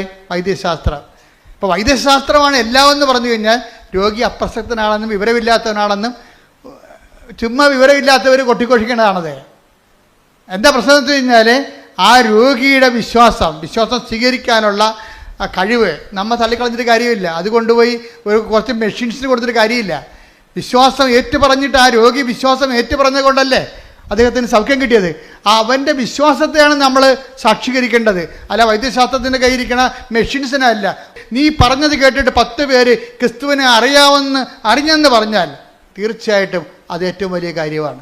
അതൊന്നും നടക്കാതെ ചുമ്മാ വായിത്തൊന്നിനെല്ലാം വിളിച്ചു പറഞ്ഞുകൊണ്ട് ദൈവിക നടപടികൾ വിമർശിക്കാൻ പോയാൽ അവർ വിശ്വാസികളല്ല, വിശ്വാസികളെക്കാൾ തരം താഴ്ന്നവരാണ്. ഓർക്കുക, നിങ്ങളുടെ ഉടമ്പടിയുടെ തലയെന്ന് പറയുന്നത് എന്താണ്? അത് വിശ്വാസ കൈമാറ്റമാണ്. ഇതിൻ്റെ ഹൃദയം എന്ന് പറഞ്ഞാൽ എന്താ? തല എന്താണ്? വിശ്വാസ കൈമാറ്റം. അല്ല നിങ്ങൾ പ്രത്യക്ഷീകരണ പ്രാർത്ഥന ചൊല്ലിയിട്ട് ഇങ്ങനെ ഞാൻ 350 പ്രാവശ്യം പ്രത്യക്ഷീകരണ പ്രാർത്ഥന ചൊല്ലി ഞാനെടുത്ത് മരിച്ചു തെങ്ങാമുട്ടത്തിൽ എറിയോ? അല്ല എന്ത് ചെയ്യാനാണ് ഈ സാധനത്തിന്? ഇതിനൊന്നും അറിയത്തില്ല. ഞാൻ 350 പ്രാവശ്യം പ്രത്യക്ഷീകരണ പ്രാർത്ഥന ചൊല്ലിയെന്നാണ്. നീ 1 പ്രാവശ്യം ചൊല്ലിയാൽ മതി, അതേ പറഞ്ഞിട്ടുള്ളൂ. പിന്നെ എന്താണ് പറയെന്താ? രണ്ടാമത്തത് അവൻ പറയണ പോലെ ചെയ്യണം. എന്ത് ചെയ്യണം? ആദ്യം വിശ്വാസ കൈമാറ്റം നടത്തണം. അതിന് നിനക്ക് സംസാരിക്കാൻ അറിയാൻ പാടില്ലെങ്കിൽ 18 ഭാഷ പത്രമുണ്ട്, അതുകൊണ്ട് കൊടുത്തിട്ട് കാര്യം പറയണം നിങ്ങൾ. പിന്നെന്താ ചെയ്യേണ്ടത്? പിന്നെ ചെയ്യേണ്ടത് രണ്ടാമത്തെ കാര്യം എന്താണ്? അവൻ പറയണ പോലെ ചെയ്യണം. അത് ഹൃദയം എന്താണ്? നിൻ്റെ കാരുണ്യപ്രവർത്തികളാണ്. കാരുണ്യപ്രവർത്തികളാണ് നിൻ്റെ ഹൃദയം. ഉടമ്പടിയുടെ തലയെന്ന് പറയണത് വിശ്വാസ കൈമാറ്റവും ഉടമ്പടിയുടെ ഹൃദയം എന്ന് പറയണത് കാരുണ്യപ്രവൃത്തികളുമാണ്. ആ കാരുണ്യപ്രവൃത്തികളെന്ന് പറയുമ്പോൾ ജാതിയും മതവും നോക്കാതെ ആവശ്യക്കാരനെ കണ്ടെത്തിക്കണം. അല്ല നിങ്ങളുടെ ബന്ധുക്കൾക്കും സ്വന്തപ്പെട്ടവരും കൊടുക്കണമല്ല. ഉടമ്പടിയുടെ ഹൃദയം എന്ന് പറയണത് നീ അനുഭവിക്കുന്ന ദൈവസ്നേഹത്തെ മറ്റു മക്കൾക്ക്, ആവശ്യക്കാർക്ക് ജാതി മതം നോക്കാതെ കൈമാറണം. രോഗികൾക്കായാലും ആവശ്യത്തിൽ ഇരിക്കുന്നവർക്കായാലും ആരായാലും. അത് എന്തെങ്കിലും തരത്തിലുള്ള ചെറിയ തരികിട പരിപാടിയല്ല, നിനക്ക് ചെയ്യാൻ പറ്റും. നിൻ്റെ കപ്പാസിറ്റി അനുസരിച്ചാണ് അവരെ സഹായിക്കേണ്ടത്. നിൻ്റെ കപ്പാസിറ്റി അനുസരിച്ച് അത് ചെയ്യണം. എന്താ? ദൈവസ്നേഹത്തോടെ ചെയ്യണം. അതാണ് എൻ്റെ ഹൃദയം എന്ന് പറയണത്. അപ്പം അങ്ങനെയാണെങ്കിൽ പിന്നെ എന്താ സംഭവം? പെട്ടെന്നാണ് ഉടമ്പടി പുതുക്കപ്പെടുന്നത്. ഉടമ്പടി കൃപാസനത്തിൽ വന്ന് പുതുക്കുന്നതിനേക്കാൾ ഉപരി നിൻ്റെ ജീവിതം ഉടമ്പടി പ്രകാരമാണെങ്കിൽ നിൻ്റെ ജീവിതം തന്നെ പുതുക്കിക്കൊണ്ടേയിരിക്കും. ദൈവം പുതുക്കിക്കൊണ്ടേയിരിക്കും. അപ്പോഴതുകൊണ്ട് ഇതിൽ പ്രാർത്ഥനയുണ്ട്, പ്രയോഗമുണ്ട്, അതേസമയം തന്നെ പ്രഖ്യാപനങ്ങളുണ്ട്. ഇതെല്ലാം ദൈവത്തിൻ്റെ സ്നേഹത്തോടെ ചെയ്ത് ഉടമ്പടി സിൽവർ ഗ്രേയിലേക്ക് വരുമ്പോൾ നീ നല്ല 90% ഇവാഞ്ചലിസ്റ്റ് ആയിരിക്കണം. ആരാണ്? വിശ്വാസം കൈമാറി ദൈവസ്നേഹത്തോടെ വക്താവായിരിക്കണം. ഇവാഞ്ചലിസ്റ്റ് എന്ന് പറയുമ്പോൾ നീ ഒരിക്കൽ ചിലപ്പോൾ ആ പേര് കൊണ്ട് തെറ്റിദ്ധരിക്കും. ഞാൻ ഉദ്ദേശിക്കുന്നത് ദൈവസ്നേഹത്തിൻ്റെ വക്താവെന്നാണ് ഞാൻ ഉദ്ദേശിക്കണത്. നീ ഉടമ്പടി സിൽവർ ഗ്രേയിൽ വരുമ്പോൾ നിന്റെ വിഷയത്തെക്കാൾ ഉപരി ദൈവമായിരിക്കണം നിന്റെ 90% വിഷയം. ഞാൻ പറയും അങ്ങനെയുള്ളവർ നോക്കിയിട്ടാണ് ഇത് ഉടമ്പടി പുതുക്കി കൊടുക്കുക. ഇപ്പോൾ ഈ ഇന്ദ്രനീലം എന്ന് പറഞ്ഞിട്ട് ഒരു കളർ വരുന്നുണ്ട് ഉടമ്പടിയിൽ. ഇന്ദ്രനീലം എന്ന് വെച്ചാൽ എന്താണത്? അതായത് നമ്മളുടെ നല്ല കടുന്നീലമില്ലേ, ഈ പുസ്തകമൊക്കെ ഈ നമ്മുടെ പുറപ്പാടിൻ്റെ പുസ്തകത്തിലൊക്കെ വാഗ്ദാന പേടകം മൂടണത് ഇന്ദ്രനീലം കൊണ്ടാണ്, കടുന്നീലം കൊണ്ടാണ്. അപ്പോൾ കടുന്നീലം ഒരു കളറിനെ കുറിച്ച് ഞാൻ ആലോചിക്കുന്നുണ്ട്. സിൽവർ ഗ്രേയിലുള്ള ആൾക്കാർ അവരൊക്കെ പുതുക്കി കൊടുക്കും. അവർ കടുന്നീല കളറിലേക്ക് വരും. എന്ന് വെച്ചാൽ ഇന്ദ്രനീലം വാഗ്ദാന പേടകം മൂടുന്ന കളറിലേക്ക് വരും. അത് വരുമ്പോൾ എന്ത് ചെയ്യുക? അവർ പൂർണ്ണമായിട്ടും കൃപ നിറഞ്ഞവളും അവർ തന്നെ വിശ്വാസ കൈമാറ്റം പ്രധാനപ്പെട്ട ലക്ഷ്യമായിട്ട് മാറുന്ന ഒരാൾക്കാരാണ് പുതുക്കിയെടുക്കുക. അല്ലാതെ ഇപ്പോഴും മക്കൾക്ക് പേരക്കിടാവിന് കേന്ദ്ര വിദ്യാലയത്തിൽ ഇത് കിട്ടണം, വീട്ടിലെ ഓഹരി കിട്ടണം എന്നൊക്കെ പറഞ്ഞ് നടക്കുന്ന ആൾക്കാരില്ലേ, അവർക്കിത് പുതുക്കിയിട്ട് കാര്യമില്ല. അതുകൊണ്ടാണ്. അപ്പോൾ ദൈവത്തിന് വേണ്ടി ജീവിക്കുന്നവർക്ക് ഉടമ്പടി പുതുക്കി കൊടുക്കൊണ്ടിരിക്കും. ഏതാണ്? ഈ സിൽവർ ഗ്രേയും പിന്നെയും പുതുക്കി കൊടുക്കും. അപ്പം അതുകൊണ്ട് നിങ്ങൾ നല്ല അച്ഛൻ പറയുന്നത് മുഴുവനും ശരിയാണ്. ഞാനൊന്നും ചിന്തിക്കാതെയും ആലോചിക്കാതെയും കാര്യങ്ങൾ മനസ്സിലാക്കാതെയും പറയത്തില്ല. എല്ലാ വിഷയത്തിൻ്റെ മേലും നിങ്ങൾക്ക് വലിയ ദൈവാനുഗ്രഹം ഉണ്ടാകട്ടെ. കർത്താവിൻ്റെ കൃപയിൽ നിങ്ങൾ വളർന്ന് ആദ്യം ദൈവരാജ്യം അതിൻ്റെ നീതിയും നിറവേറ്റാനുള്ള അത്യാവശ്യ അഭിഷേകം നിങ്ങൾക്ക് ലഭിച്ചു കഴിഞ്ഞാൽ ബാക്കിയുള്ളതെല്ലാം ദൈവം ചേർത്ത് നടക്കുന്നത് ഈ 6 കാര്യമായിരിക്കത്തില്ല. ഒരു ഒറ്റ ശ്വാസത്തിൽ ഒരു പെങ്കൊച്ച് കഴിഞ്ഞ ദിവസങ്ങളിൽ 14 സാക്ഷ്യം പറഞ്ഞു. അപ്പോൾ 6 കാര്യങ്ങളാണ് നടക്കുന്നത്. 6ഒന്നുമല്ല, എത്ര വേണമെങ്കിലും ദൈവം ചെയ്യും. ആദ്യം ദൈവിക കാര്യങ്ങളെ ക്രമീകരിക്കുക. എഴുന്നേൽക്കുക. പരിശുദ്ധ പരമ ദിവ്യകാരുണ്യത്തിന് ആരാധനയും സ്തുതിയും പുകഴ്ചയും ഉണ്ടായിരിക്കട്ടെ. പരിശുദ്ധ പരമ ദിവ്യകാരുണ്യത്തിന് ആരാധനയും സ്തുതിയും പുകഴ്ചയും ഉണ്ടായിരിക്കട്ടെ. നമുക്ക് 5 മിനിറ്റ് പ്രാർത്ഥന, അച്ഛനും സിസ്റ്ററും 5 മിനിറ്റ് പ്രാർത്ഥിക്കും. അതിനുശേഷം രോഗസൗഖ്യ പ്രാർത്ഥന. കർത്താവിൻ്റെ ഉന്നതമായ നാമത്തിൽ നമ്മെ ഓരോരുത്തരെയും പരിശുദ്ധ കൃപാസന മാതാവിൻ്റെ സംരക്ഷണയിൽ ഈ ദിവ്യകാരുണ്യനാഥനെ സമർപ്പിച്ച് പ്രാർത്ഥിക്കാം. ഇന്നത്തെ ഓരോ നിമിഷവും ഉടമ്പടിയുടെ ആത്മാവിനെ കുറിച്ച് അച്ഛൻ നമ്മളോട് സംസാരിച്ചു. ഈശോയെ, അവിടുത്തെ കൈമാറുവാൻ വേണ്ടി ഓരോ നിമിഷവും ഞങ്ങളെ സഹായിക്കണമേ. അവിടുന്ന് ഞങ്ങൾക്ക് നൽകിയിരിക്കുന്ന ഈ ജീവിതം അവിടുത്തെ നാമത്തെ മഹത്വപ്പെടുത്തുവാൻ വേണ്ടി ഞങ്ങളെ സഹായിക്കണമേ. അവിടുത്തെ സ്നേഹം പങ്കുവെക്കുന്നതിന് വേണ്ടി ഞങ്ങളെ സഹായിക്കണമേ. അവിടുന്ന് ഞങ്ങൾക്ക് നൽകിയിരിക്കുന്ന കുടുംബങ്ങളിൽ അവിടുത്തെ സംരക്ഷണം അനുഭവിക്കുവാൻ ഞങ്ങളെ സഹായിക്കണമേ. സുവിശേഷത്തിന് വെളിച്ചത്തിൽ ജീവിക്കുവാൻ ഞങ്ങളെ സഹായിക്കണമേ. ഉടമ്പടി പ്രാർത്ഥനയും പ്രവൃത്തിയും പ്രഘോഷണവും പ്രയോഗവുമുള്ള ജീവിതമെന്ന് ഓരോ നിമിഷവും ഞങ്ങളെ ഇവിടുന്ന് ഓർമ്മിപ്പിക്കുന്നുണ്ട്. വിശ്വനാഥ, എല്ലാ മേഖലകളെയും അവിടുത്തേക്ക് സമർപ്പിച്ച് പ്രാർത്ഥിക്കുന്നു. ഞങ്ങളുടെ നിയോഗങ്ങൾ അവിടുത്തെ സന്നിധിയിലേക്ക് സമർപ്പിക്കുമ്പോൾ അവിടുത്തെ സാക്ഷികളായി ഈ ലോകത്തിൽ ജീവിക്കുവാനുള്ള കൃപയിലേക്ക് ഞങ്ങളെ വളർത്തണമേ. താൽക്കാലിക നന്മകൾക്ക് വേണ്ടി ഞങ്ങൾ പ്രാർത്ഥിക്കുമ്പോൾ നിത്യമായി നിലനിൽക്കുന്ന സമാധാനത്തിലേക്ക് ഞങ്ങളുടെ ജീവിതങ്ങളെ ഉയർത്തുവാൻ അവിടുന്ന് കൃപയാകണമേ. നിഷ്കളങ്കമായി അവിടുത്തെ സ്നേഹിക്കുവാൻ സഹായിക്കണമേ. അങ്ങിൽ ആശ്രയിച്ച ജീവിതത്തിൻ്റെ ഓരോ അവസ്ഥകളെയും സമർപ്പിക്കുവാൻ ഞങ്ങളെ സഹായിക്കണമേ. അവിടുത്തെ വിശുദ്ധ വസ്തുക്കളാൽ ഞങ്ങൾ പ്രാർത്ഥിക്കുമ്പോൾ അവിടുത്തെ ഉന്നതമായ നാമത്തിൻ്റെ ശക്തി അതിലൂടെ പ്രകടമാക്കുവാൻ ഞങ്ങളെ സഹായിക്കണമേ. കർത്താവേ, അവിടുത്തെ നാമം മഹത്വപ്പെടട്ടെ. എല്ലാ തിന്മയുടെ ശക്തികളുടെ മേലും അവിടുത്തെ നാമം വിജയിക്കട്ടെ. ഇന്ന് സഭ കടന്നു പോകുന്ന എല്ലാ ക്ലേശ സാഹചര്യങ്ങളിലും അവിടുത്തെ ഉന്നതമായ നാമത്തിന് വിജയവും മഹത്വവും ലോകം മുഴുവനും അങ്ങിലേക്ക് ആകർഷിക്കും വിധം അങ്ങവരെ സഹായിക്കുകയും ചെയ്യണമേ. ഈശോയെ, ഞങ്ങളുടെ ഓരോ കുടുംബത്തെയും ഓരോ വ്യക്തി ജീവിതത്തെയും അവിടുത്തെ സന്നിധിയിലേക്ക് ഞങ്ങൾ സമർപ്പിക്കുന്നു. ഞങ്ങളുടെ വാക്കുകൊണ്ട്, ഞങ്ങളുടെ പ്രവൃത്തി കൊണ്ട് അങ്ങയെ കൈമാറുവാനാവും വിധം ഞങ്ങളെ ജീവിക്കുവാൻ ഞങ്ങളെ ഇവിടുന്ന് സഹായിക്കണമേ. ഞങ്ങളുടെ സംസാരങ്ങളെ വിശുദ്ധീകരിക്കണമേ. ഞങ്ങളുടെ മനോഭാവങ്ങളെ വിശുദ്ധീകരിക്കണമേ.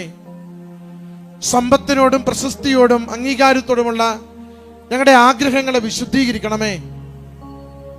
ഈശോയെ, അവിടുന്ന് നൽകിയിരിക്കുന്ന ഈ ജീവിതം അങ്ങയ്ക്ക് വേണ്ടി സമർപ്പിക്കുവാൻ ഞങ്ങളെ സഹായിക്കണമേ. ഞങ്ങളായിരിക്കുന്ന അവസ്ഥകളെ അവിടുന്ന് അറിയുന്നുവല്ലോ. ഞങ്ങളുടെ കുടുംബവും അതിന്റെ സാഹചര്യങ്ങളും അവിടുന്ന് കാണുന്നുവല്ലോ. ക്ലേശപൂർണമായ സഹനങ്ങളേറെയുള്ള രോഗത്തിന്റെയും ദാരിദ്ര്യത്തിന്റെയും കടബാധ്യതകളുടെയും തൊഴിലില്ലായ്മയുടെയും പരാജയങ്ങളുടെയും ഒറ്റപ്പെടലിന്റെയും എല്ലാ അവസ്ഥകളെയും അവിടുന്ന് അറിയുന്നുവല്ലോ. ഈശോയെ, ഞങ്ങൾ എത്ര കണ്ട് ക്ലേശത്തിലൂടെ കടന്നു പോകുമ്പോഴും അവിടുത്തെ ഉന്നതമായ നാമത്തെ സ്തോത്രം ചെയ്യുന്നു. അവിടുത്തെ ഉന്നതമായ നാമത്തിൽ ആഗ്രഹിച്ച് ആശ്രയിച്ച് വിശ്വസിക്കുന്നു. ഇന്നെന്തായിരുന്നാലും ഗുണകരമായി മാറ്റിത്തരുവാൻ അവിടുത്തെ നാമത്തിന് ശക്തിയുണ്ടെന്ന് ഞങ്ങൾ വിശ്വസിച്ചേറ്റു പറയുന്നു. കർത്താവേ, ഉടമ്പടിയിലായിരിക്കുന്ന ഞങ്ങളെ സുവിശേഷത്തിന്റെ പ്രഘോഷകരായി വളർത്തുവാൻ സഹായിക്കണമേ. കർത്താവേ, ഉടമ്പടിയിൽ ജീവിക്കുന്ന ഞങ്ങളെ ദൈവസ്നേഹം പങ്കുവെക്കുന്നവരായി ഞങ്ങളുടെ കുടുംബങ്ങളിലും സമൂഹത്തിലും അവിടുന്ന് വളർത്തുവാൻ സഹായിക്കണമേ. ഞങ്ങളുടെ സ്വാർത്ഥതകളെ, ഞങ്ങളുടെ ആസക്തികളെ, ഞങ്ങളുടെ കലഹപ്രകൃതങ്ങളെ, ഞങ്ങളുടെ ദേഷ്യപ്രകൃതിയെ, ഞങ്ങളുടെ മന്ദതയെ ഈശോയെ മാറ്റിത്തന്നുകൊണ്ട് അവിടുത്തെ കാരുണ്യത്തിൽ ഞങ്ങളെ ഓരോരുത്തരെയും ചേർത്ത് വയ്ക്കണമേ. ഈശോയെ, അഗതികളോടും അനാഥരോടും രോഗികളോടും വിധവകളോടും ഉള്ളതിലെ പങ്കുവയ്ക്കുവാൻ ഞങ്ങളെ സഹായിക്കണമേ. ഹൃദയപൂർവം സ്നേഹിക്കുവാൻ ഞങ്ങളെ സഹായിക്കണമേ. അങ്ങ് നൽകിയത് മാത്രമേ ഞങ്ങൾക്കുള്ളൂ. ഈശോയെ, ഞങ്ങളുടെ മെറിറ്റ് അല്ല, അങ്ങയുടെ കൃപ മാത്രം, അങ്ങയുടെ കൃപ മാത്രം ഞങ്ങളുടെ ജീവിതമെന്ന് തിരിച്ചറിയുവാൻ ഞങ്ങളെ സഹായിക്കണമേ. മക്കളെ, എല്ലാ നിയോഗങ്ങളെയും ഈശ്വര കരങ്ങളിലേക്ക് കൊടുത്തുകൊണ്ട്, എല്ലാ ജീവിതാവസ്ഥകളെയും തമ്പുരാന്റെ കരങ്ങളിലേക്ക് വിട്ടുകൊടുത്തുകൊണ്ട് അവിടുത്തെ സുവിശേഷത്തിന്റെ സാക്ഷിയാകുവാൻ, അമ്മ മാതാവിന്റെ പ്രത്യക്ഷീകരണത്തിന്റെ സാക്ഷിയാകുവാൻ ഈ കാലത്തിൽ, ഈ ലോകത്തിൽ നമ്മെ ഓരോരുത്തരെയും നയിക്കണമേ എന്ന് ഈശോയോട് പ്രാർത്ഥിച്ചുകൊണ്ട്, ഇപ്പോൾ ഉടമ്പടി ജീവിതത്തിൽ നമ്മൾ നേരിടുന്ന എല്ലാ വെല്ലുവിളികളെയും, എല്ലാ മാന്ദ്യത്തെയും, എല്ലാ പ്രയാസങ്ങളെയും ഈശോയുടെ ആലോചന ചോദിച്ചുകൊണ്ട് അവ തിരുത്തുവാൻ തീരുമാനിച്ചുകൊണ്ട് കൂടുതൽ വിശ്വസ്തതയിൽ, കൂടുതൽ ദൈവസ്നേഹത്തിൽ, കൂടുതൽ ആത്മാർത്ഥതയോടുകൂടി ദൈവനാമത്തെ പ്രഘോഷിക്കുന്നതിന് നമ്മളെ സഹായിക്കണമേ എന്ന് അവിടുത്തോട് നമുക്ക് പ്രാർത്ഥിക്കാം. സ്തുതിച്ച് പ്രാർത്ഥിച്ച് നമ്മുടെ ജീവിതങ്ങളെയും ഉടമ്പടി പ്രകാരമുള്ള നിയോഗങ്ങളെയും യേശുവിന്റെ സാക്ഷികളാകുവാൻ, ലോകത്തിന്റെ അതിർത്തിയോളം അവിടുത്തെ എത്തിക്കുവാൻ, വാക്കുകൊണ്ട് പറയുവാനാവാത്തത് കൃപാസനം പത്രത്തിലൂടെ പങ്കുവെക്കുവാൻ നമ്മളെ ശക്തിപ്പെടുത്തണമെന്ന് പ്രാർത്ഥിച്ചുകൊണ്ട് ഒരുമിച്ച് സ്തുതിക്കട്ടെ. ഹല്ലേലൂയ.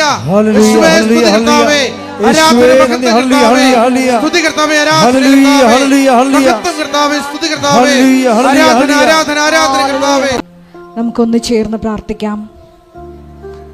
ക്രിസ്തുവചനത്തിൻ്റെ പ്രഥമ പാഠങ്ങൾ പിന്നിട്ടുകൊണ്ട് പക്വതയിലേക്ക് വളരുവാനുള്ള വലിയ അഭിഷേകത്തിനായി ആഗ്രഹിച്ച് നമുക്ക് ഹൃദയത്തിൽ പ്രാർത്ഥിക്കാം.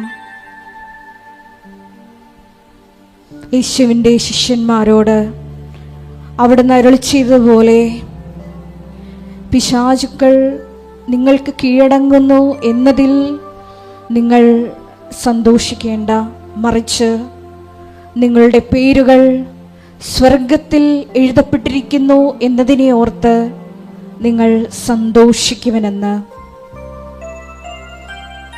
ഈശോയെ, മരിയൻ ഉടമ്പടിയിൽ നിവൃത്തിയാകുന്ന ഓരോ നിയോഗങ്ങളെ പ്രതിയുള്ള സന്തോഷമല്ല, മറിച്ച് ക്രിസ്തുവിനെ കൈമാറുന്നതിലുള്ള സന്തോഷമാണ് യഥാർത്ഥത്തിൽ ഒരു വിശ്വാസിക്ക് വേണ്ടതെന്ന് നീ വചനത്തിലൂടെ സംസാരിക്കുകയായിരുന്നു.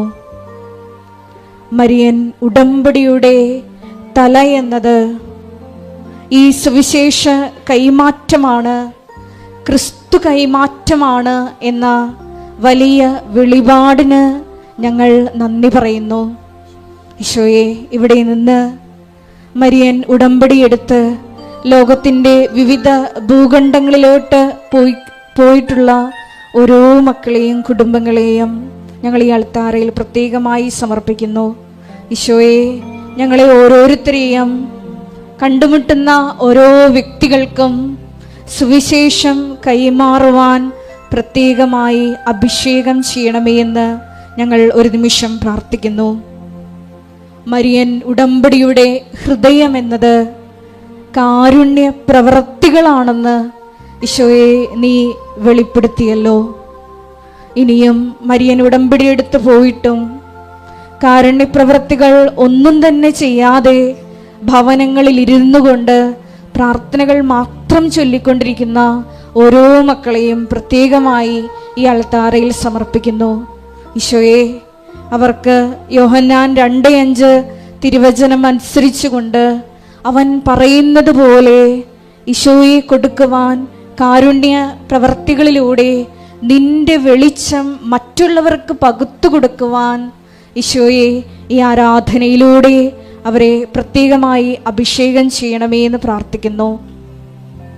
ഈശോ സമസ്തവും അവൻ്റെ പാദത്തിൻ കീഴിലാക്കിയിരിക്കുന്ന വ്യക്തിയാണ്. ഈശോയുടെ നാമം കേൾക്കുന്ന മാത്രയിൽ താഴെ പാതാളത്തിലും ഭൂമിയിലും സ്വർഗത്തിലുമുള്ള എല്ലാവരും അവൻ്റെ നാമത്തിൻ്റെ മുമ്പിൽ മുട്ടുമടക്കും എന്ന് തിരുവചനത്തിലൂടെ നമ്മൾ ശ്രവിക്കുകയായിരുന്നു.